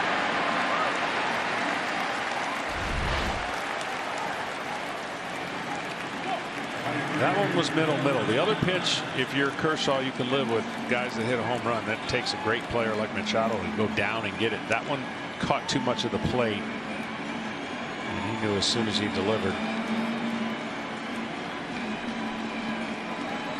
Well, Will Myers, in the wins that the Padres have had, 16 homers. In the losses, he's only hit 1. So you could say if Will goes, the Padres go, especially if he's rounding the bases. Drove in their first run tonight with a double in the 2nd. He had 2 home runs in that Game 2 come-from-behind win in the wild card round. Maybe Tatis both hit 2. And an 0-1 from Kershaw. Myers takes in the dirt for ball 1. He's done a better job not being so jumpy at the plate. When you're jumpy trying to go get the fastball, you swing at a lot of pitches like that. We already talked about how many strikeouts he's had on the year, but his power speaks for itself. A guy with no batting gloves, a guy that's been here, the only guy here from 2015, hard to believe. Yeah, when A.J. Preller really went for it for the first time, he brought in Myers, he brought in Matt Kemp, Justin Upton, Derek Norris when he was coming off a great season. Kimbrell came in as the closer. James Shields, of course, who they then flipped around for Fernando Tatis Jr. But they lost 3 more games than they did the year prior. Backtracked. And so Myers has seen kind of full circle, right? They go for it. They pull it all back. They build it back up.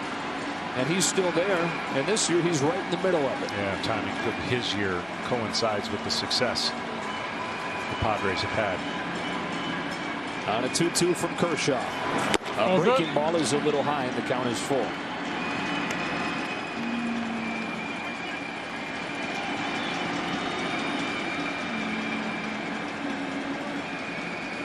I would think a breaking ball here, 3-2, would be on the menu.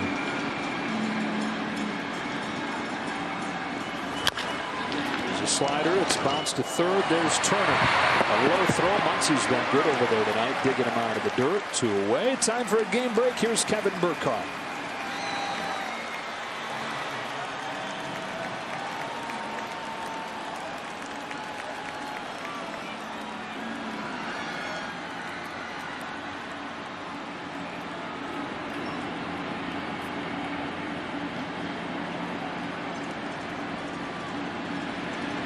All right, Cabot taking a 2-1 series advantage. 4-3 Dodgers here in Arlington. Jake Cronenworth with the bases empty and 2 gone. There's strike 1. Ball starting to fly out of this place. 3 home runs tonight. It has been flying out of these 2 teams' home ballparks in the American League Division Series. 18 home runs in 3 games at Dodger Stadium. 16 in 3 games at Petco. Cronenworth goes the other way. Room for Pollock in the corner to end the inning. But the Padres roar to life with 2 home runs. Manny Machado and Eric Hosmer both take Clayton Kershaw deep. A new game in Game 2.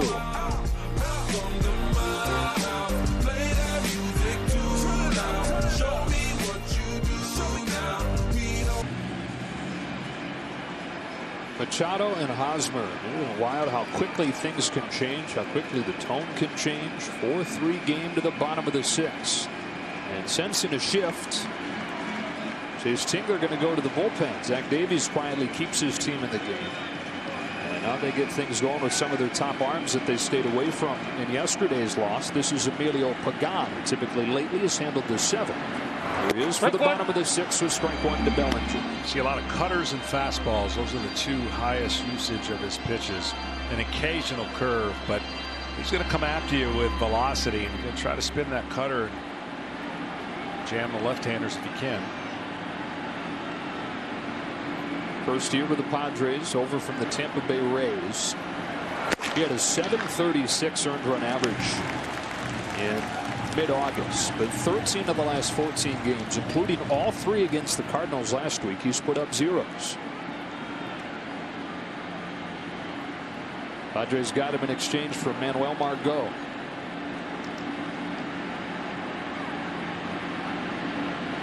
Cody Bellinger fouls it off 1-2.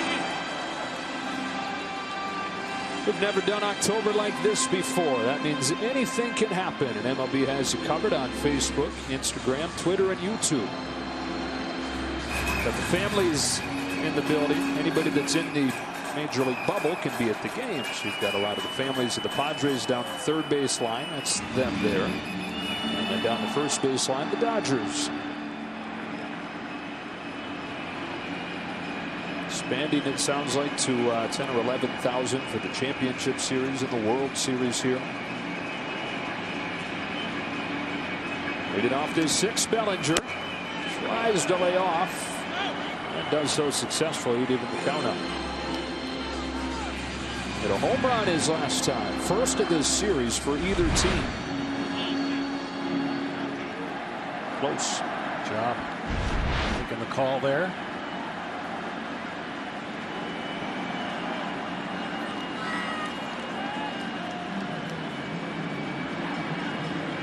On a 2-2, Bellinger pulls it foul. We'll do it again.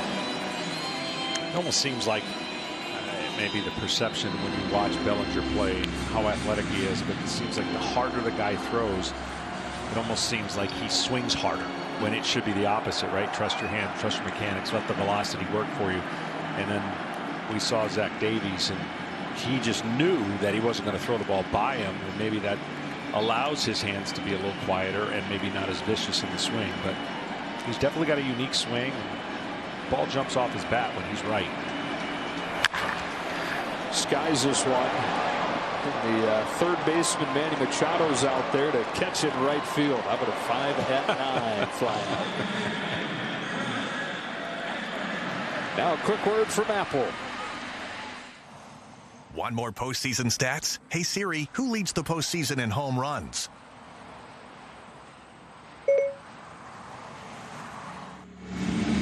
I think I know the answer to that one. Giancarlo Stanton. Has he got like 14 of them in 5 games? He's on some kind of tear for the Yankees. Here's Taylor. He sure is, but as you mentioned, the Yankees now find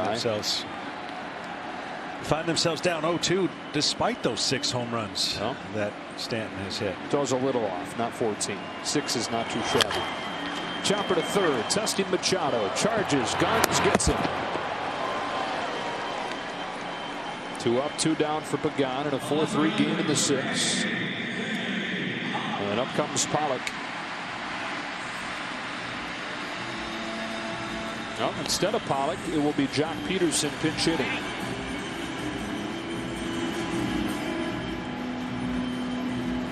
Got the start in game 1 of this series. Edwin Rios, who probably would have been the DH against most right-handed starters, didn't make the roster after injuring his groin in the days leading up during fielding practice. Peterson was probably going to be on the roster, but his playing time increasing with no Rios.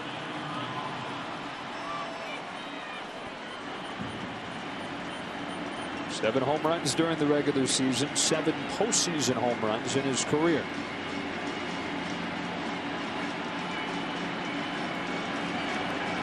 First one from Pagan. Peterson watches ball 1 just barely.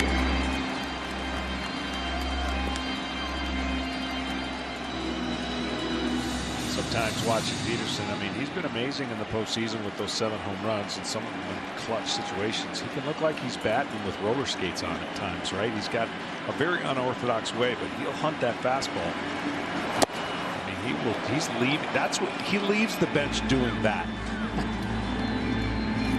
Yeah, I mean, he can look so bad on one swing and then on the next swing park it in the upper deck.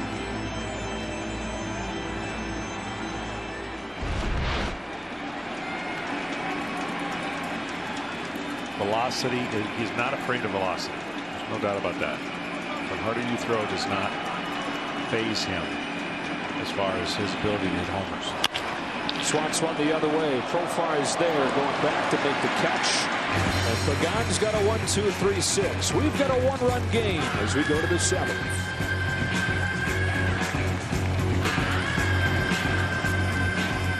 (4-3) as we move along to the 7th, and Dave Roberts goes to his bullpen. Here's Blake Trinan for the bottom third of the Padres order. Profar takes strike 1. Trinan pitched an inning and a third last night. Perfect. Just 17 pitches and available here back-to-back days. Yeah, the bullpen's been outstanding for the Dodgers, and it's one of their strengths. You talk about a heavy sinker. He thrown a slider to start off, but great movement on his fastball. What's up?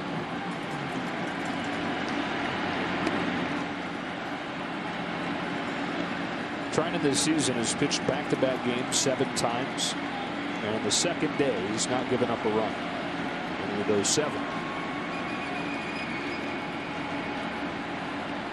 There's 1-1 to Profar. Caught on and missed. 1-2 with the cutter by him. Yeah, I mean, Profar prefers the sinking fastball to the four-seam fastball. That's why you've seen 3 straight sliders or cutters by Trinan. You don't want that kind of swing. You make the wrong pitch with your sinker and the game could be tied. But it's nasty. I would trust it anyways.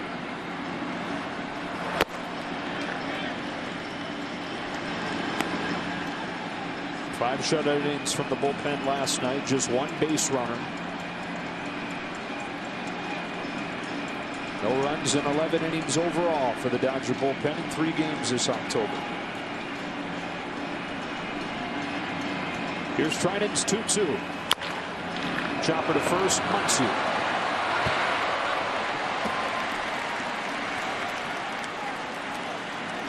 The reliever spotlight presented by the Hartford, which we kind of just touched on. 13 strikeouts over those 11 and a third, and just 1 walk. Yeah, they had the best opponent's batting average against, did the Dodgers, in the league for their relievers. So tough to square up, tough to get big rallies against. And Dave Roberts has a slew of guys he can go to close down a game. And even if they don't have their prototypical lockdown 9th inning guy, he's got 3 guys he could go to finish the game. Strike 1 on Austin Nola. Some defensive changes for you after John Peterson pinch hit for A.J. Pollock. Kike Hernandez comes into the spot in the order that Pollock was in, so you could put him 8th. He plays second now. And Chris Taylor goes from second to left. Austin Nola, 30-year-old in his second big league season. Bounces one around third foul, and it's 0-2. Debuted as a 29-year-old just 2 years after he'd moved from shortstop to catcher. He was stuck in the minors in the Miami system at shortstop. He says no longer enjoying baseball. And he said it was either make a drastic change or retire. He decided to make 2 drastic changes, that position change and a swing change. Started 11 the game again. Goes to the Mariners. Makes his debut last year. A big pickup at the deadline for the Padres this year.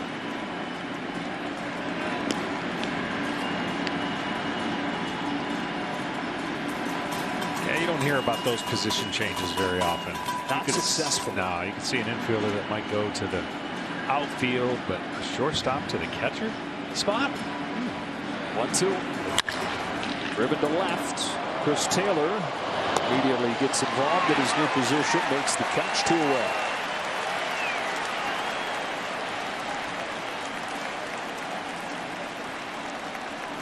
Now the book is closed on Clayton Kershaw. 6 innings, 3 runs. Those back-to-back homers in the 6th. He felt like, and I'm sure a little shell-shocked by Machado's home run, but he was in control really the whole game. Commanded fastball, hit strike 1 on a lot of hitters, but give the Padres credit. They got 3 off of them, and they're again 1 run down with 7 outs to go. And Trent Grisham up there.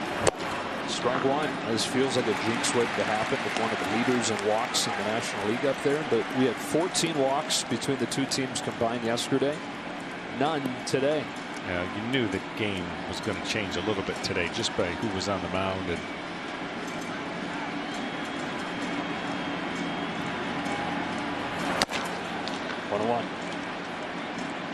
we didn't get to touch on Zach Davies a ton after he left the game, but man, he gives up those 3 runs in the 3rd. Felt like it could have been even a little bit worse with some of the hard contact, but he's given his team a chance. He has, and now they can turn that to the fresher part of the bullpen, if there is such a thing for the Padres. It's all relative.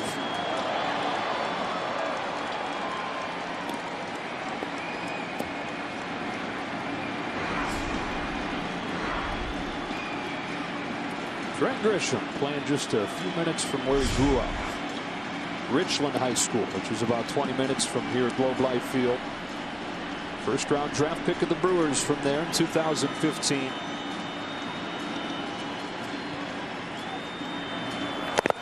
That one rides inside and hits him on a 1-2 pitch. Blake Trinan hits Grisham, and the Padres have the tying run on base.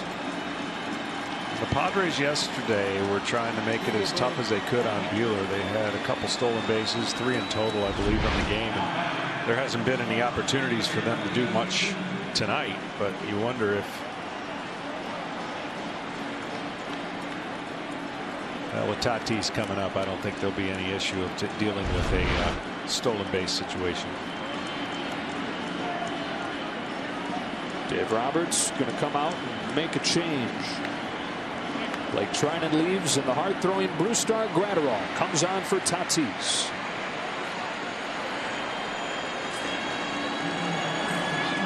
Hardest thrower in baseball, Brusdar Graterol, averages better than 99 miles per hour on his fastball. On to face Tatis. First pitch swinging at 100, and how about this matchup?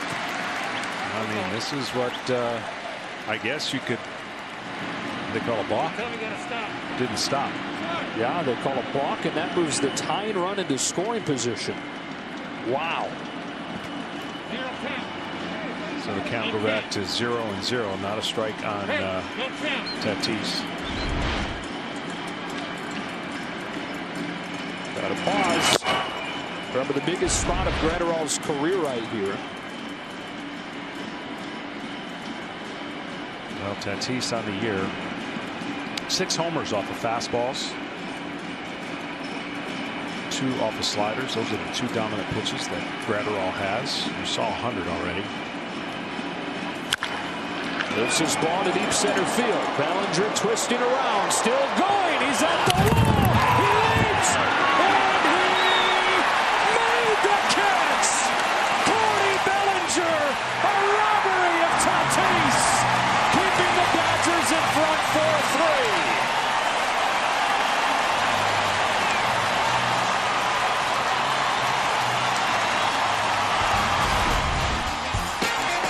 He can do it all, folks.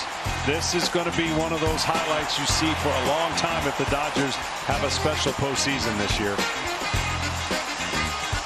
Gratterall says, I don't know about thank this. you. Throwing his glove.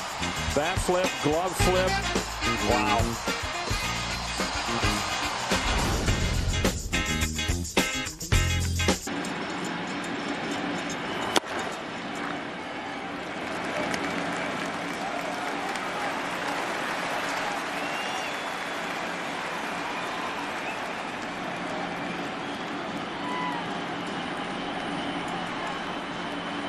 Austin Barnes leading off the 7th against Pierce Johnson. He's ahead 2 balls and no strikes. Fernando Tatis thought he had a go-ahead home run.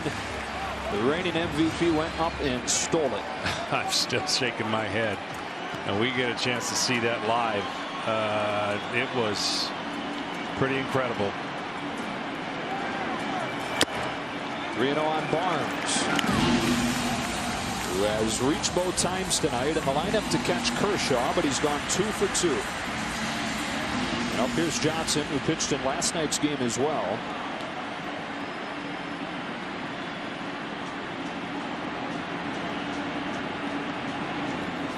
All 4. A 4-pitch walk opens the inning. We look back at that incredible catch from Cody Bellinger. Well, he's playing mid to shallow, right? This ball, and it turns him around. And his ability to get back to the wall and make this catch just screams of his athleticism and his feel for the game. You're talking about a first baseman that's playing outfield, but he can play pretty much any outfield position. 2 outs. And then this, I don't know what that is. Through his glove, through his hat. He's obviously fired up. But 2 outs, Tatis up after the balk, after seeing 100 that he blew by him. He hits that missile to center field, and all for naught. Dodgers still have the lead. Rothschild coming out here after ball 5 from Johnson.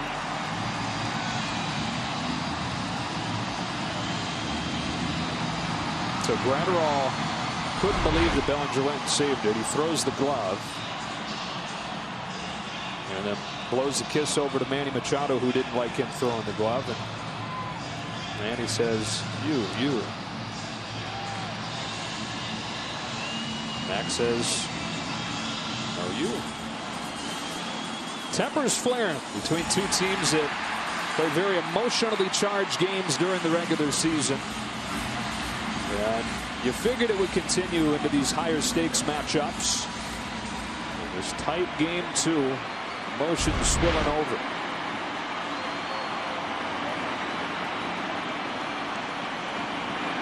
A 1-0 pitch coming to Mookie Betts.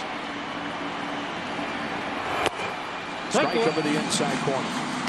We figured it'd be good. Figured it'd be entertaining. This is the highest combined winning percentage in a postseason series, not just a division series, any postseason series since the 1950s.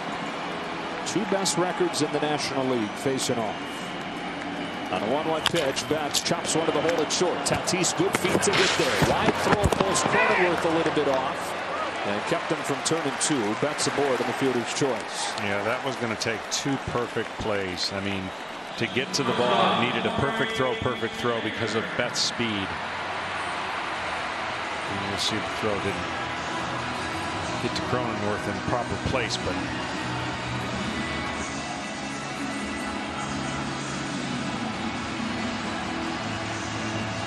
body language of this game has changed about 3 different times. What was the body language of game 1? Like, it was kind of slouching there, napping body language. Seager was doubled twice, swings and misses, strike 1. Just had a nice lean forward, and now it's dancing. Like, this game is on something right now. Yeah, I mean, Gratterall doesn't have to come out because he finished the inning, but if he comes out, it'll get even more anxious, if you will, to watch Machado face him. Machado is due up to lead off the 8th.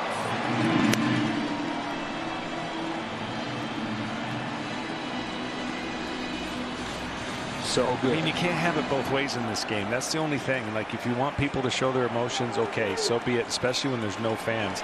But when it doesn't go your way, you can't be mad at the other team showing emotion. That's the part that just blows my mind. We're okay with bat flips and all kinds of this emotion when a hitter hits a home run and hits, but pitchers aren't allowed to do anything. Like, that was different. I don't know what that was. I've never seen that. But I'm just talking about the emotion on the mound. Sure.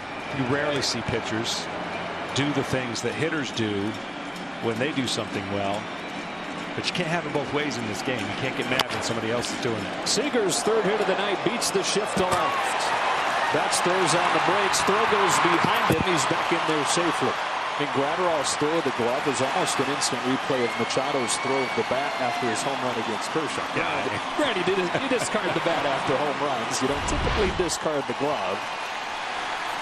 But you can understand emotions running high and guys not really knowing what they're doing after that play. Well, I will. If what you're saying, Gratterall had the ability to do that at the moment, then I'm impressed. If that was the version of throwing the bat, right? Yeah. I think what he did was, like, thankful that he's not leaving the game with a run deficit. Here's Johnson is leaving the game. And Drew Pomerantz is going to come on. Dodgers at 1st and 2nd, leading 4-3, looking for some insurance in the 7th.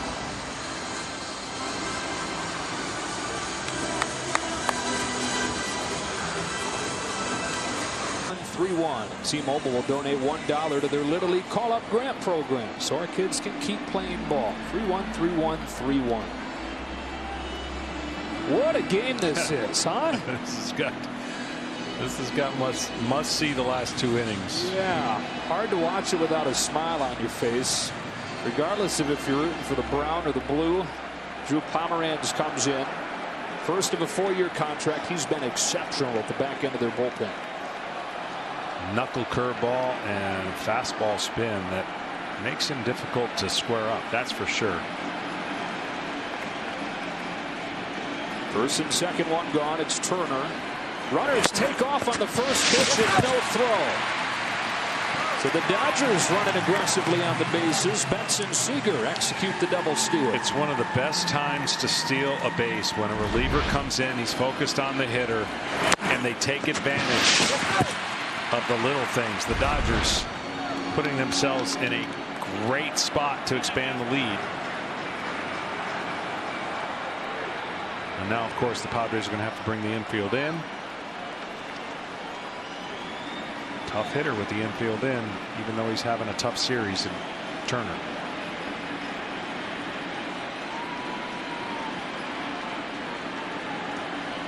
Pomerantz deals 1-0. Turner takes a strike. Drew Pomerantz, who has the #1 strikeout rate since moving to the bullpen late last season, could really use one here. Moved to the bullpen with the Giants. They then traded him to the Brewers. Had a great finish there. And the Padres saw enough to sign him to a pretty nice contract. Bring him back to the place where he was once an all-star. And obviously was in a different role when he was a starter. Well, he's figured out he can throw fastballs up and that knuckle curveball. The right-handers are only hitting 125, left-handers 188, 083 against the fastball. He'll throw it 80% of the time, but that knuckle curveball will come in at some point. There, it's in the dirt, ball 2. Didn't give up a run until the final game of the regular season. We'll follow that up with 3 scoreless appearances in the wild card series.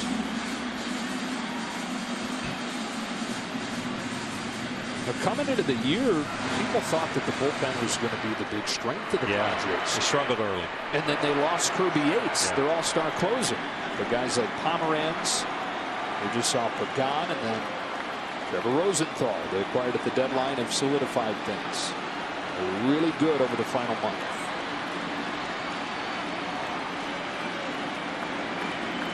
Second and third with 1 gone. 2-1 pitch. Justin Turner corks one to center field. On the line, it's Grisham. It's plenty deep enough to bring home Betts from third, and the Dodgers lead 5-3.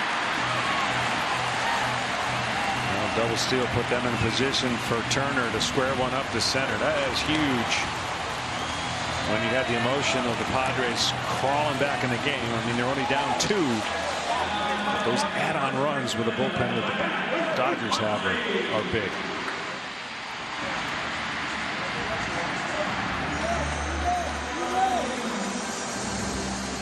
Dodgers get their first run since the 4th inning. With 2 out, here's Muncy. You think about how that run happened. Hard hit ball, ground ball that could have been 2, but the speed of Mookie Betts beats it out, right? And Seager goes with a base hit. Beating the shift.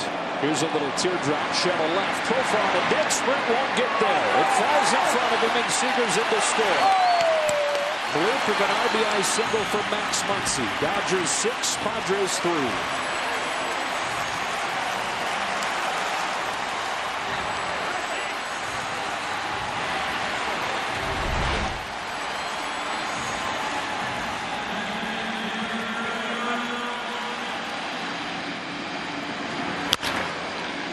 Muncy, with the year not going his way, starting to get some success here in the postseason.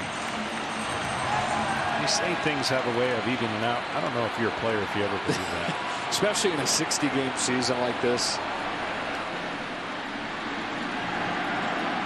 Smith.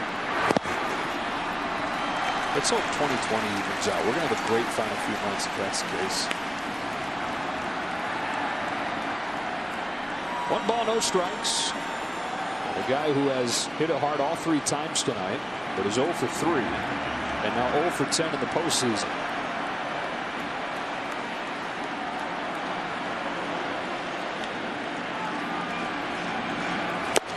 One ball, 1 strike.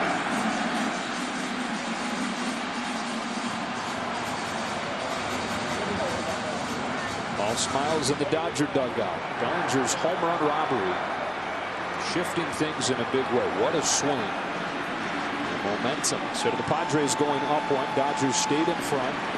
Followed that by scoring a pair here in the bottom of the 7th. Now 6 outs away from getting to a 2-0 series advantage.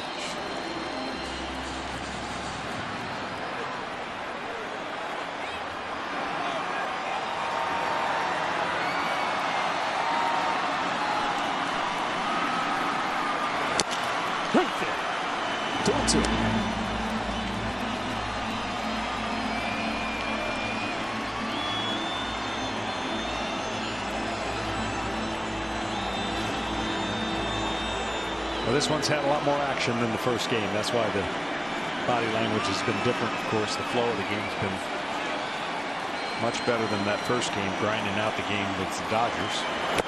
Smith down swinging to finish off this 7th, but the Dodgers get a couple against the Padres bullpen. It is 6-3 on to the 8th inning. Boy, an action-packed 7. Bellinger climbs the ladder to Rob Tatis. The Dodgers get it going on the bases, set up some insurance. Oh, Mr. Reliable, Justin Turner with the RBI hit. 6-3 to the 8th in game 2.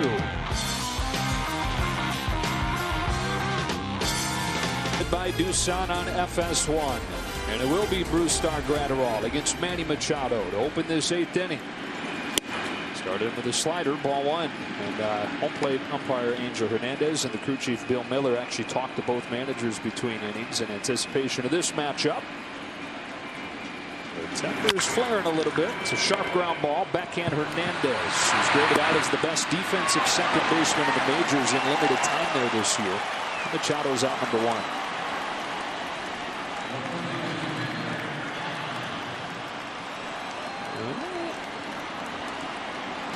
Play nice. National League Division Series NFS1 sponsored by T-Mobile, connecting fans in all 50 states with America's largest 5G network. T-Mobile, your ticket to the game. That is outside and ball one on Eric Hosmer. Well, he hit it up the middle. He tried with it. Well, they used to say spin his cap. That's the terminology of a hitter. Going right back up the middle over a pitcher's head. Hit it on the ground.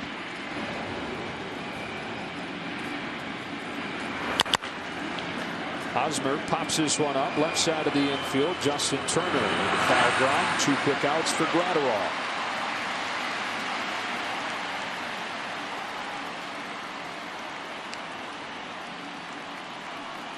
Gratterall, some kind of strong. It almost looks like he doesn't even fully use his lower body to throw 100. It's just amazing how the ball comes out of his hand, and it's even more amazing how the Dodgers were able to get him in that trade that originally wasn't designed for the Dodgers. Tommy Pham punches the first pitch to first. Muncy race into the bag. He'll get there first. Yeah, the Red Sox didn't want him in the best deal. The Dodgers said, we'll take him. Traded Kenta Maeda for him.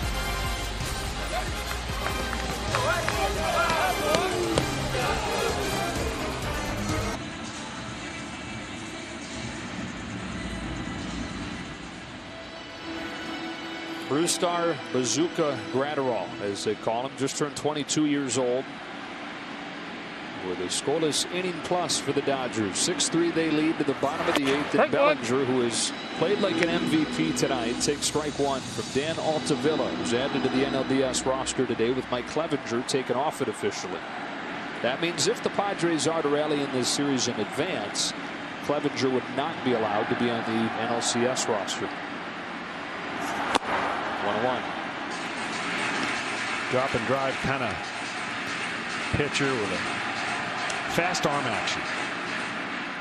Sliders the pitcher will use the most. He'll follow it up with a 4-seam fastball and then changeup if they get to it. Almost hit him. Ball 2. Bellinger hit his first home run of the postseason, first home run of this series in the 4th inning. And Rob Tatis of a home run that would have put the Padres ahead.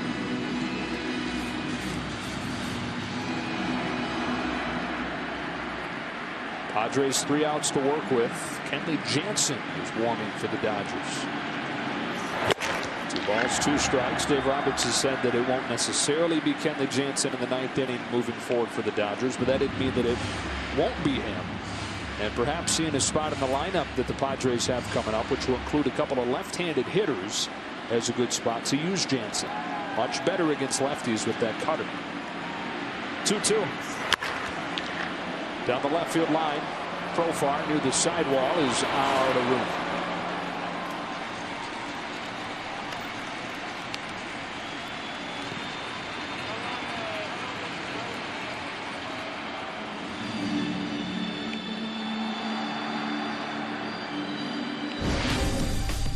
Well, the dynamic play of the game presented by Hankook Tires.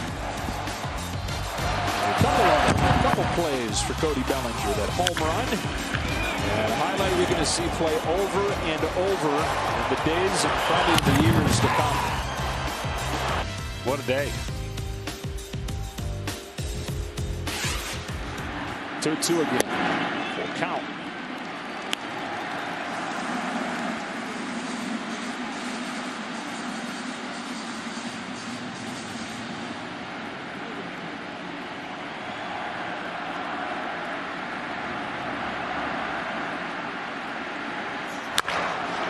Bellinger on the ground to a charging Machado. He throws on the move just in time.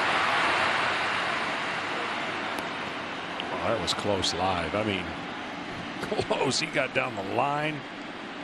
And Machado, of course, charging in from the outfield.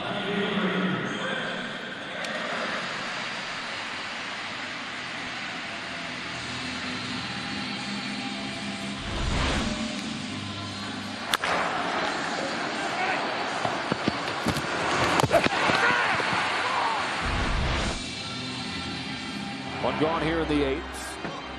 So Bellinger has the home run. Machado and Hosmer both homered for the Padres. If this score holds, it'll be the first time this postseason that a team gets out-homered and wins. So far, teams that win the home run margin are 19-0. Little low.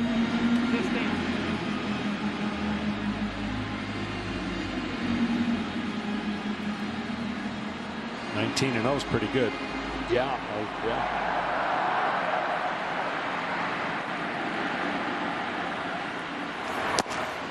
Taylor behind 0-2.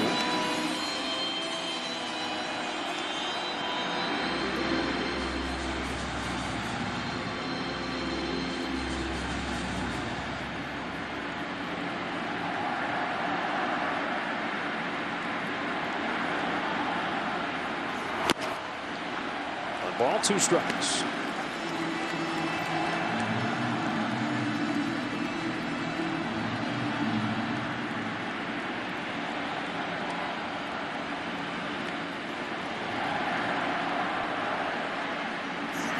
Taylor down swinging, 2 gone in the 8th. NLDS continues tomorrow. Game 3, Braves and Marlins right here on FS1. And an ALDS doubleheader. TBS, A's and Astros, and then the Rays and the Yankees will wrap things up. MLB Network, you'll join Matt Vasgersian. 8:30 Eastern for Game 3 of this series. Ian Anderson, 11 2/3 in the postseason. He's got 17 strikeouts. Chad Pinder going 3 for 4 with a home run. And Randy Arozarena, a name that more and more people are learning this October. Strike on Hernandez. I'm trying to figure out how this guy didn't make the roster the way he's throwing in this inning. Professional goatee, too. Yeah, it is very clean, isn't it?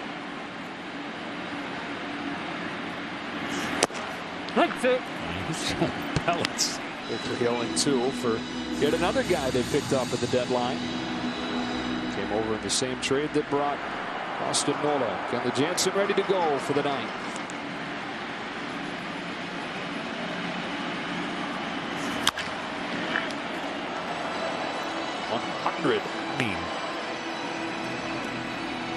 Making me crinkle my nose. Yeah. Looking at that low cheese.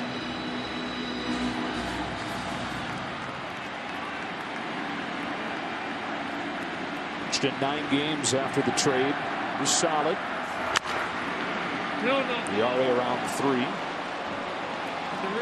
His 5th season in the majors.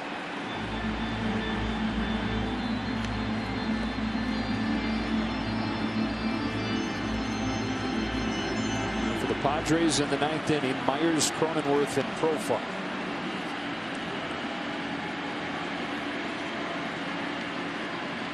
Another 0-2.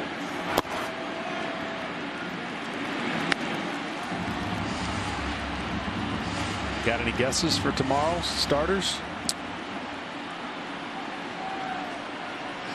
I just don't know why they wouldn't have said Paddock if it was going to be Paddock. Yeah. They would wait on that.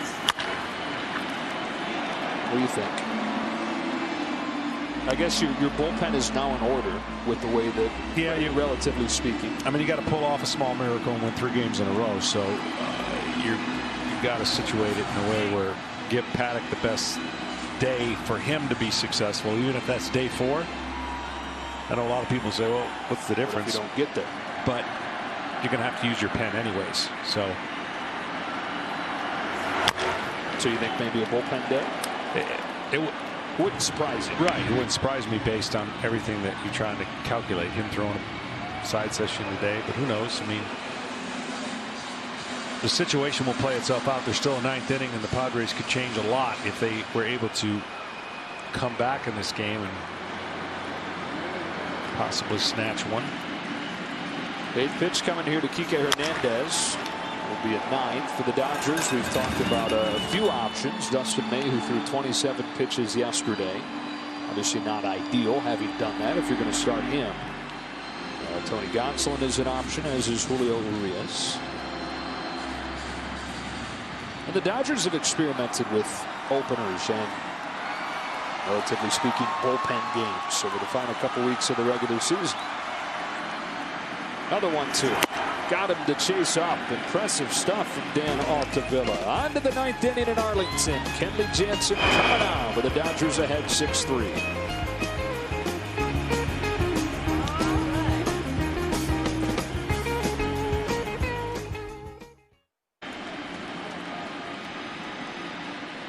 Kenley Jansen got the final 2 outs of game 1. Needed just 9 pitches to do that. Here he is looking for the save in game 2 as Will Myers leads it off for the Padres. Jansen's first one. Strike 1. This is the biggest question for the Dodgers as they try to track down their first world championship since 1988.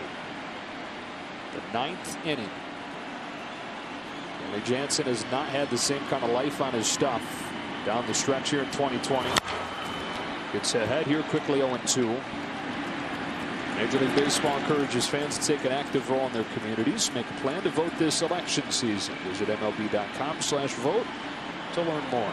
Jansen, of course, has the track record. 317 saves in his Dodger career, 17 in the postseason. That it will be a case-by-case basis for Dave Roberts in the 9th inning.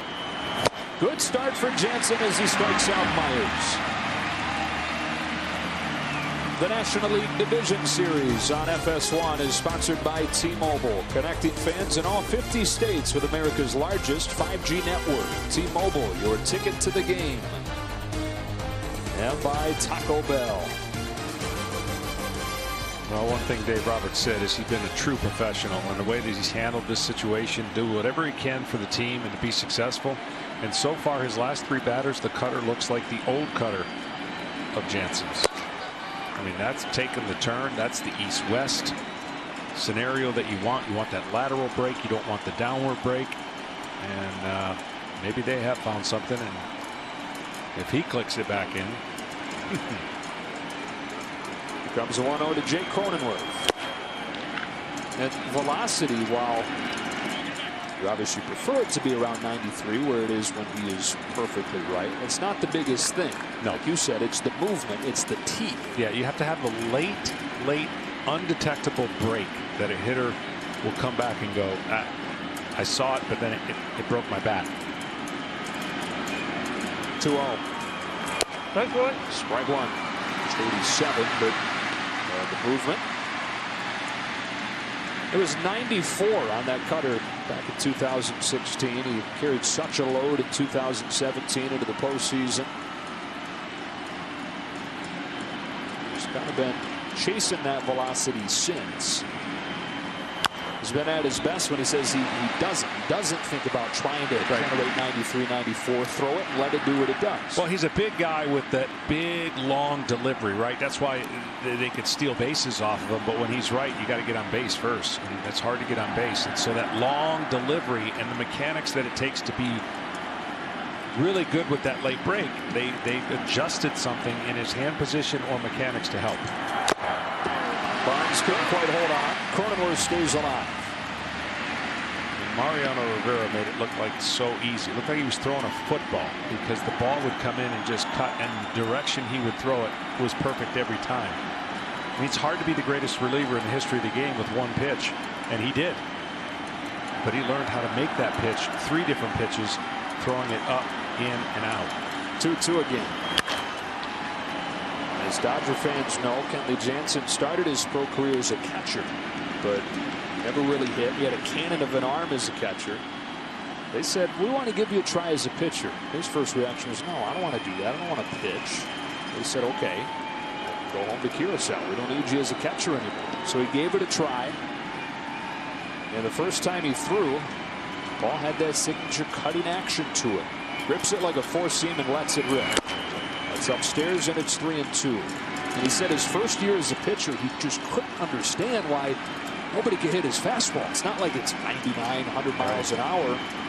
And then he figured out, okay, he's doing something special. And it's become the pitch that's defined his career. Home with a payoff to Jake Cronenworth.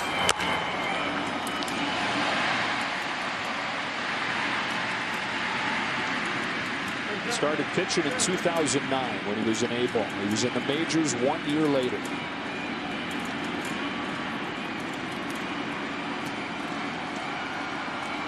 So his 10th season, second longest tenured Dodger behind the man that started tonight's game, and Clayton Kershaw. And you got to give it to Mr. Jansen for what this year is and the dangers that this year could provide for him and his health. And he's out here still trying to help his team win. Cronenworth really making him work. Next pitch will be the 10th. Again, Jansen has a track record of heart problems. Irregular heartbeat. He's had operations to address it. And had COVID-19 this summer. Right. To his entire family.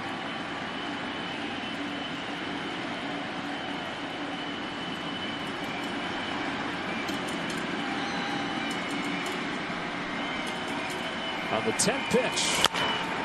A pop-up, left side. Seager a long way to go because of the shift, and he won't get there.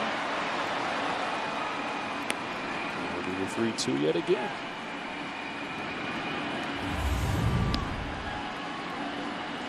Out of Curacao, country of about 160,000 people, but they churn out some big. Oh boy, do they! More big leaguers per capita than any other country in the world.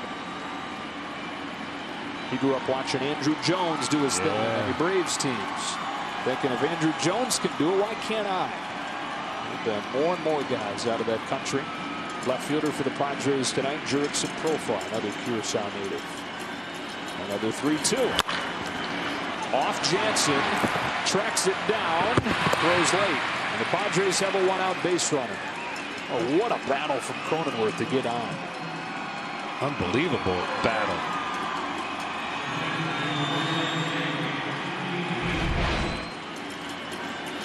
Big man on the mound, and he gets his glove on it, which is incredible.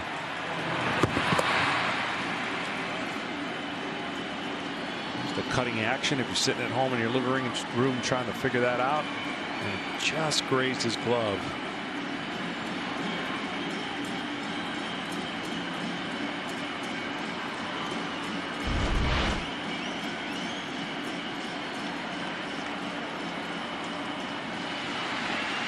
Pryor out there for a visit after the pinch hitter is announced. It's Mitch Moreland. So Mitch Moreland, acquired from the Red Sox at the trade deadline, pinch hitting for Jurickson Profile.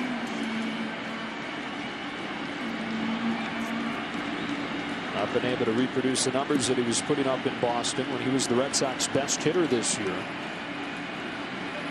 There's 203 with San Diego. I would expect Cronenworth to be on second base at some point here. No reason to stay at first. Slow delivery by Jansen. Stay away from the double play. Ball one. That's the part I really don't fully understand. If you can get to second base, get to second base, right? Otherwise, a ground ball could end it. Get the normal lead. That's kind of a token hold. First base coach Ron Kirby said, "Get off." Ball and a strike on Moreland.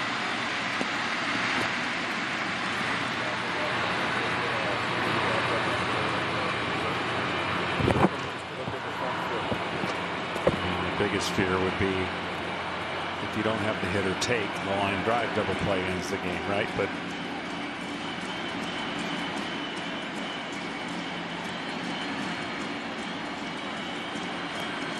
inching off more this time. Not running. On ball two. I mentioned it a little bit last night, but the Padres have been the best come-from-behind team in baseball this year. 22 comeback wins in a 60-game season. Scored more runs than anybody from the 7th inning on. more homers too, right? Right in that category. Down to their last 2 outs, down 3 runs. On a 2-1, Mitch Moreland takes very high ball 3. See, typically you'd keep the guy at first base if you wanted to create the hole for the left-handed hitter, but there's no such thing with the shift. It's not like, you know, you're doing anything to hurt Moreland's chance of pulling the ball because the first baseman is holding on the runner and can't cover the rest of that distance. Moreland trying to get the tying run to the plate in the 9th inning. Swings and misses, and it's 3-2.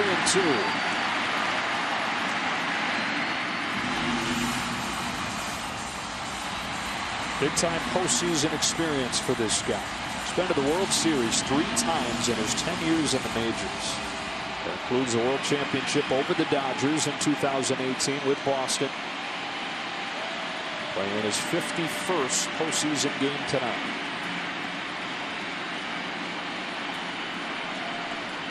On a 3-2 pitch, Cronenworth runs. Moreland swings and drives the ball to the gap in right center field. That'll split him and get up against the wall. Mitch Moreland with a pinch hit RBI double, and San Diego brings the tying run up in the 9th.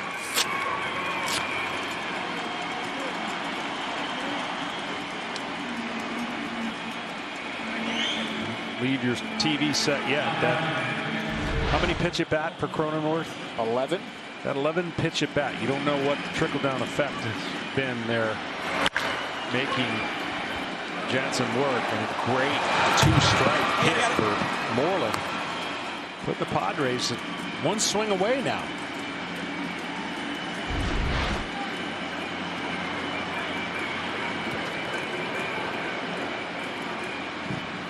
Yeah, with a guy in Austin Nola who has some pop. Joe Kelly has started to loosen in Dave Roberts' bullpen. 6-4 game, 9th inning. Tying run at the plate for the Padres. Ball's inside. Inside, ball 1 on Nola.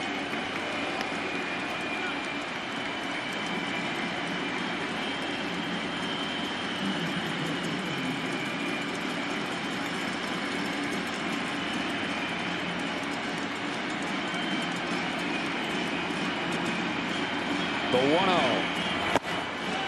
Strike 1.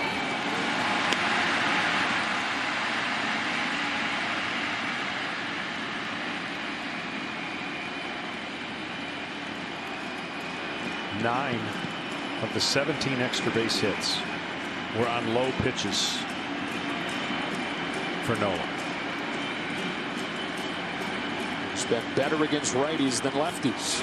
There's a low and inside pitch that puts him ahead 2-1. So the last 3 pitches he's missed locations, which tells me that would be the concern. You saw the catcher wanted the ball up, and he's thrown that ball inside.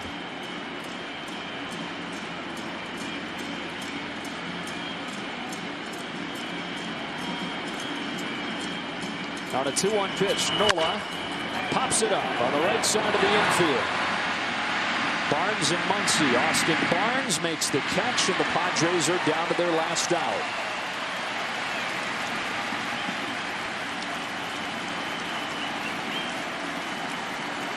Jansen gets the 8-hitter Nola. Now Trent Grisham comes up, representing the last hope for the Padres.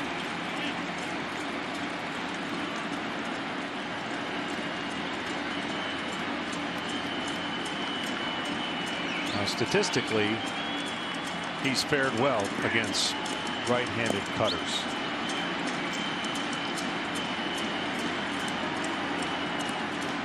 Getting over 300. It's a pitch at one point Jansen's career is pretty much all he threw. He's got the slider now. He's got the 2-seam. Pretty much all cutter in this outing. Ball's outside. This is with his first pitch to Grisham. Trent Grisham in his first experience in the postseason last year when he was with Milwaukee. Misplayed Juan Soto's game-winning hit in the 8th inning. Brewers were up 3-1. That unloaded the bases. We all know what Nationals went on to do.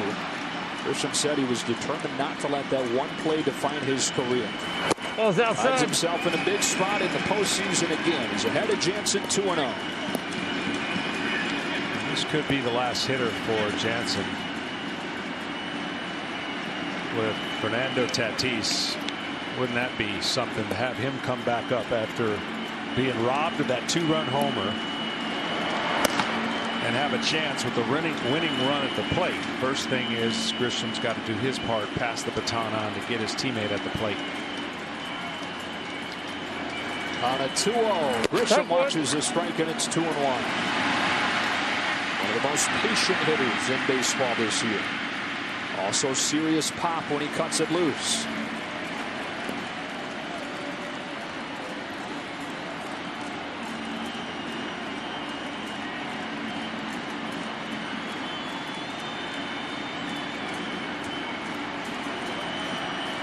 Two one.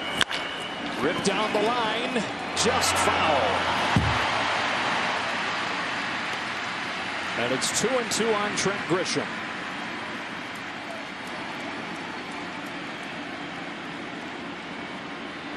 Game of inches. Good wood on this one, but hooks just a little bit too much.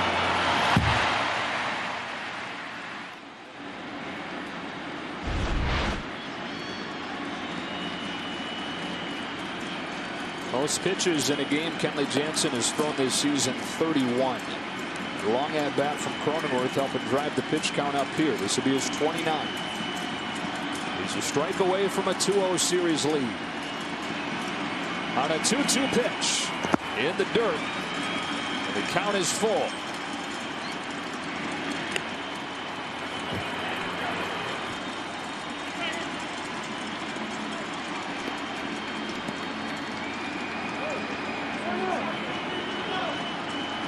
Jansen and the Dodgers a strike away, but Jace Tinkler and the Padres a hitter away from getting the superstar Tatis Jr. to the plate.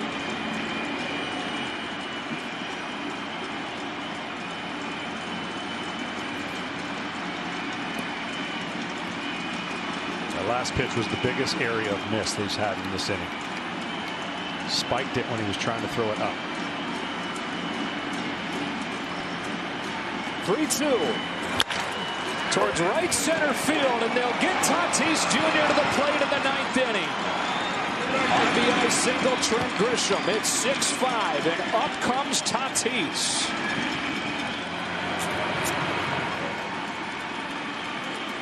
It'll be against Joe Kelly. 2 runs on 3 hits against Kenley Jansen here in the 9th inning. Dave Roberts goes to Kelly to try and finish the job with a superstar stepping into the spotlight. Jr., who was this close to putting the Padres in front of the 7th inning, only to be robbed by Cody Bellinger. But the game finds him. He's back up there with a tying run aboard, representing the go-ahead run with the Padres down to their final out in the 9th inning. Well, the guessing game if you're Tatis. He's been very aggressive off of fastballs, and nobody throws a fastball as hard as, well, Joe Kelly can throw it, but he's also got that breaking ball. Here we go.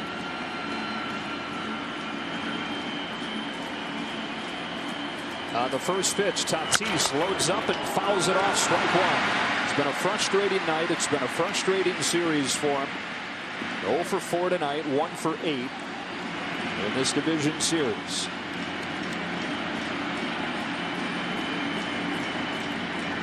All right, I'm going to step out on the shortest limb you've ever seen in your life. What do you got? You thought we saw semantics a couple innings ago. If something happens for the Padres, who knows what you might see. Some kind of party. Tatis trying to let us find out. 0-1. Rides upstairs, 1 ball, 1 strike. Joe Kelly missed a lot of this season. Missed it with a shoulder injury, then he missed it for a few games for a suspension. His role in a benches clearing incident in Houston. He has not been particularly sharp since coming back over the last few weeks.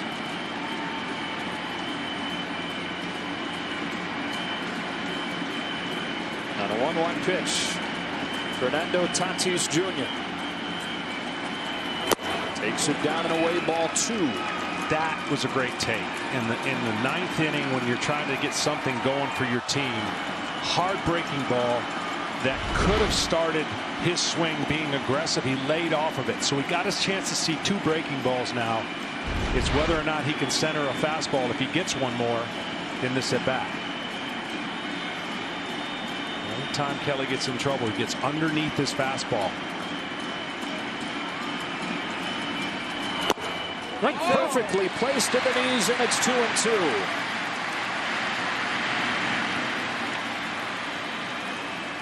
That was a tough pitch, even if he didn't think it was a strike. It's not one you could do damage against. This one, tight break over the middle.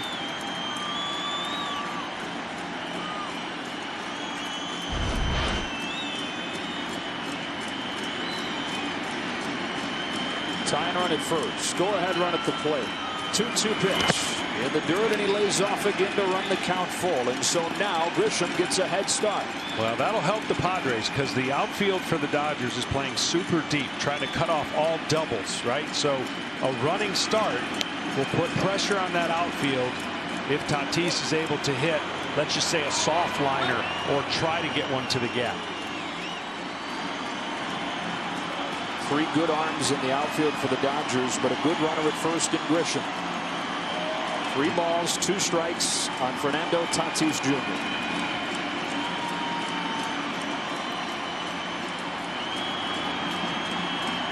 Here it comes.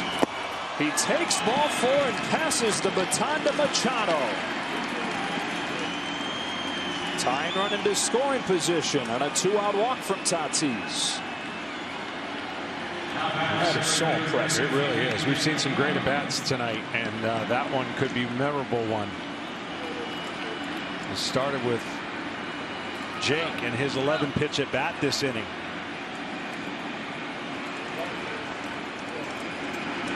Oh boy, how the game has a way to find the people in the spots to totally redeem themselves or put the finishing touch.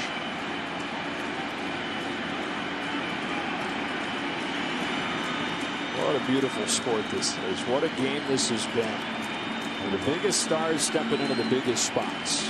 1 fastball out of Kelly. Machado, who's homered tonight. 2 on, 2 out in the 9th. Takes ball 1. The more you can see that by the Padres, the better chances you feel on that breaking ball, because he hasn't established the fastball. Remember, Manny Machado, good low ball hitter.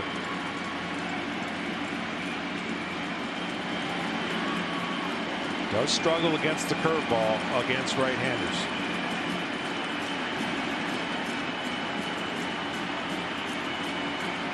The 1-0 to the knees for strike 1.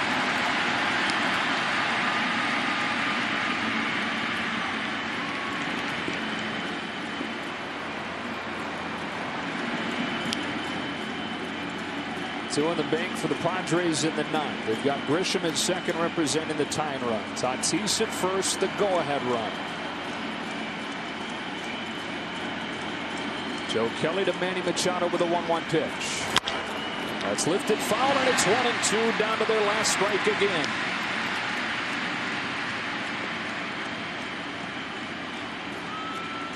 Two good fastballs by Kelly in the bottom part of the zone. Beating Machado to the barrel of the bat. Now he's got to fight. Protect the plate.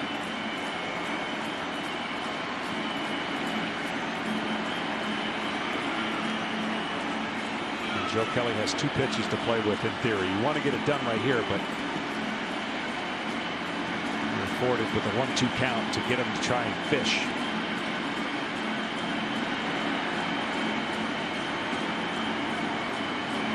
The 1-2.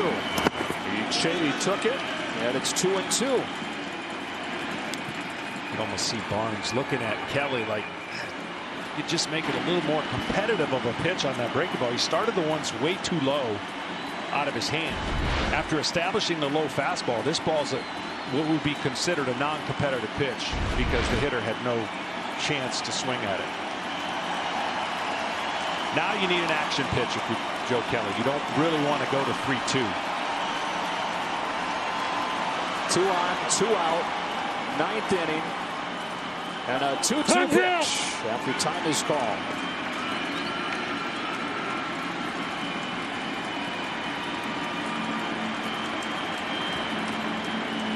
Dodgers led this game 4-1. Padres drew to within 1 in the 6th. Dodgers 2 huge insurance runs in the 7th. Padres knocking on the door again here in the 9th inning. Now the 2-2. Spoils it, will do it again.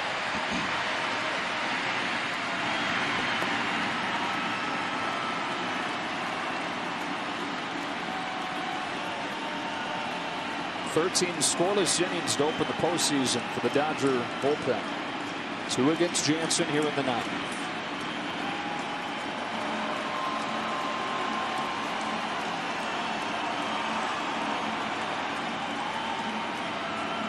Another 2-2 pitch. Machado drives it down the line, foul. Manny Machado, who has been at his best when the games have mattered more. Second season in San Diego, signed a huge contract, trusting that they would turn into a competitor sooner rather than later. The postseason in his 2nd year there. First trip to the postseason in 14 years for the Padres. Down to their last out in Game 2, down 1-0 in the series. Another 2-2 is in the dirt and the count is full. See, once again, he had Machado right where he wanted him. He threw a fastball by him that he fouled off and then could not repeat the curveball at the same height. He's thrown now about 4 of those that bounce before the plate. Will he have the guts to throw a 3-2 fastball with the runners going after he slowed the hitters down with his breaking ball? That's what it's all about here. The runner's going to be on the move. Grisham the tying run, Tatis the go-ahead run. 8th pitch to Manny Machado. There they go. Here it comes. It's ball 4 and the bases are loaded. Tatis and Machado take back-to-back walks. Tell you what, this inning, the Padres look like the Dodgers in their ability to make the pitcher work. And their ability to draw 2 really big walks. And now one of the best RBI guys in baseball and postseason, Eric Hosmer. 32 runs batted in 32 postseason games. What was it A.J. Preller said about Eric Hosmer? He said this guy's meant for the big moments. He's meant for the big spots. When we find ourselves playing in those big games, he's going to be right in the middle of it. Boy, is he ever right here. Back in the 6th inning. Followed Machado's home run with one of his own. Yeah, the key here, he hunts early, does Eric Hosmer, and then he goes into battle mode with 2 strikes. He'll be looking for maybe that breaking ball, but something middle to middle in.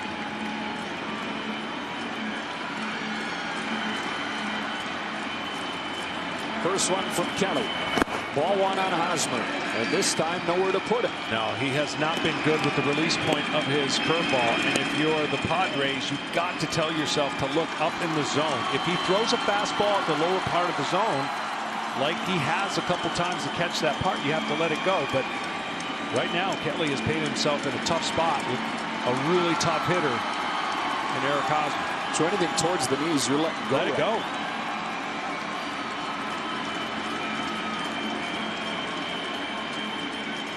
On a 1-0 pitch, Hosmer takes it at the knees. So that helps reset it now. Okay, now he's shown he can do it, but has he thrown 2 in a row?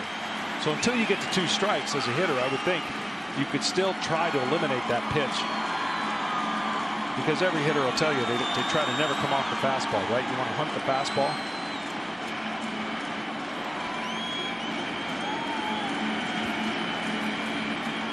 Bases loaded, 9th inning. Kelly's 1-1. Hosmer swings and misses. He chased, and it's 1-2. Well, That last one probably allowed him to go after that one because he hit for it. So now this is where Hosmer gets tough. Barnes has done an incredible job keeping that ball in front of him now. He has no room for error with the runner on third.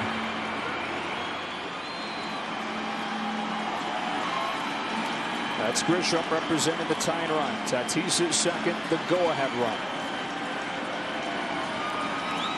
Joe Kelly trying to bail out Kenley Jansen and now trying to bail himself out after the back-to-back walks.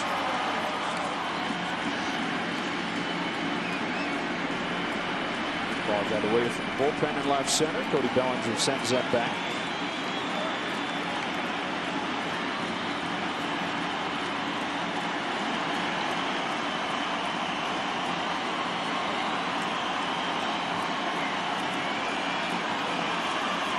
Third straight hitter that has been to 2 strikes.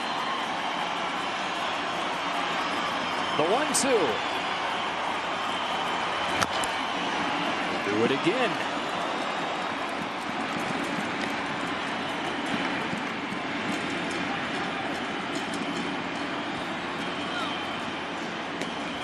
Next pitch will be the 49th of this inning. The Padres just refusing to go away silently.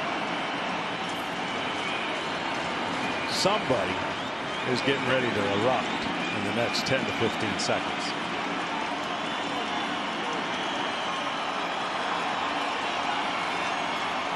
Another 1-2 pitch. Ground ball to second. Hernandez has it. On to first, and that's it. The Dodgers escaped. 6-5 the final score to take a 2-0 series advantage.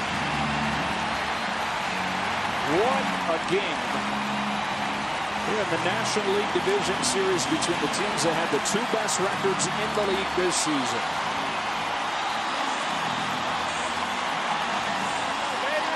It's tough to build off of it if you're the Padres, but you got to be absolutely proud of that 9th inning and everybody battling. They were a flash away from turning this series around.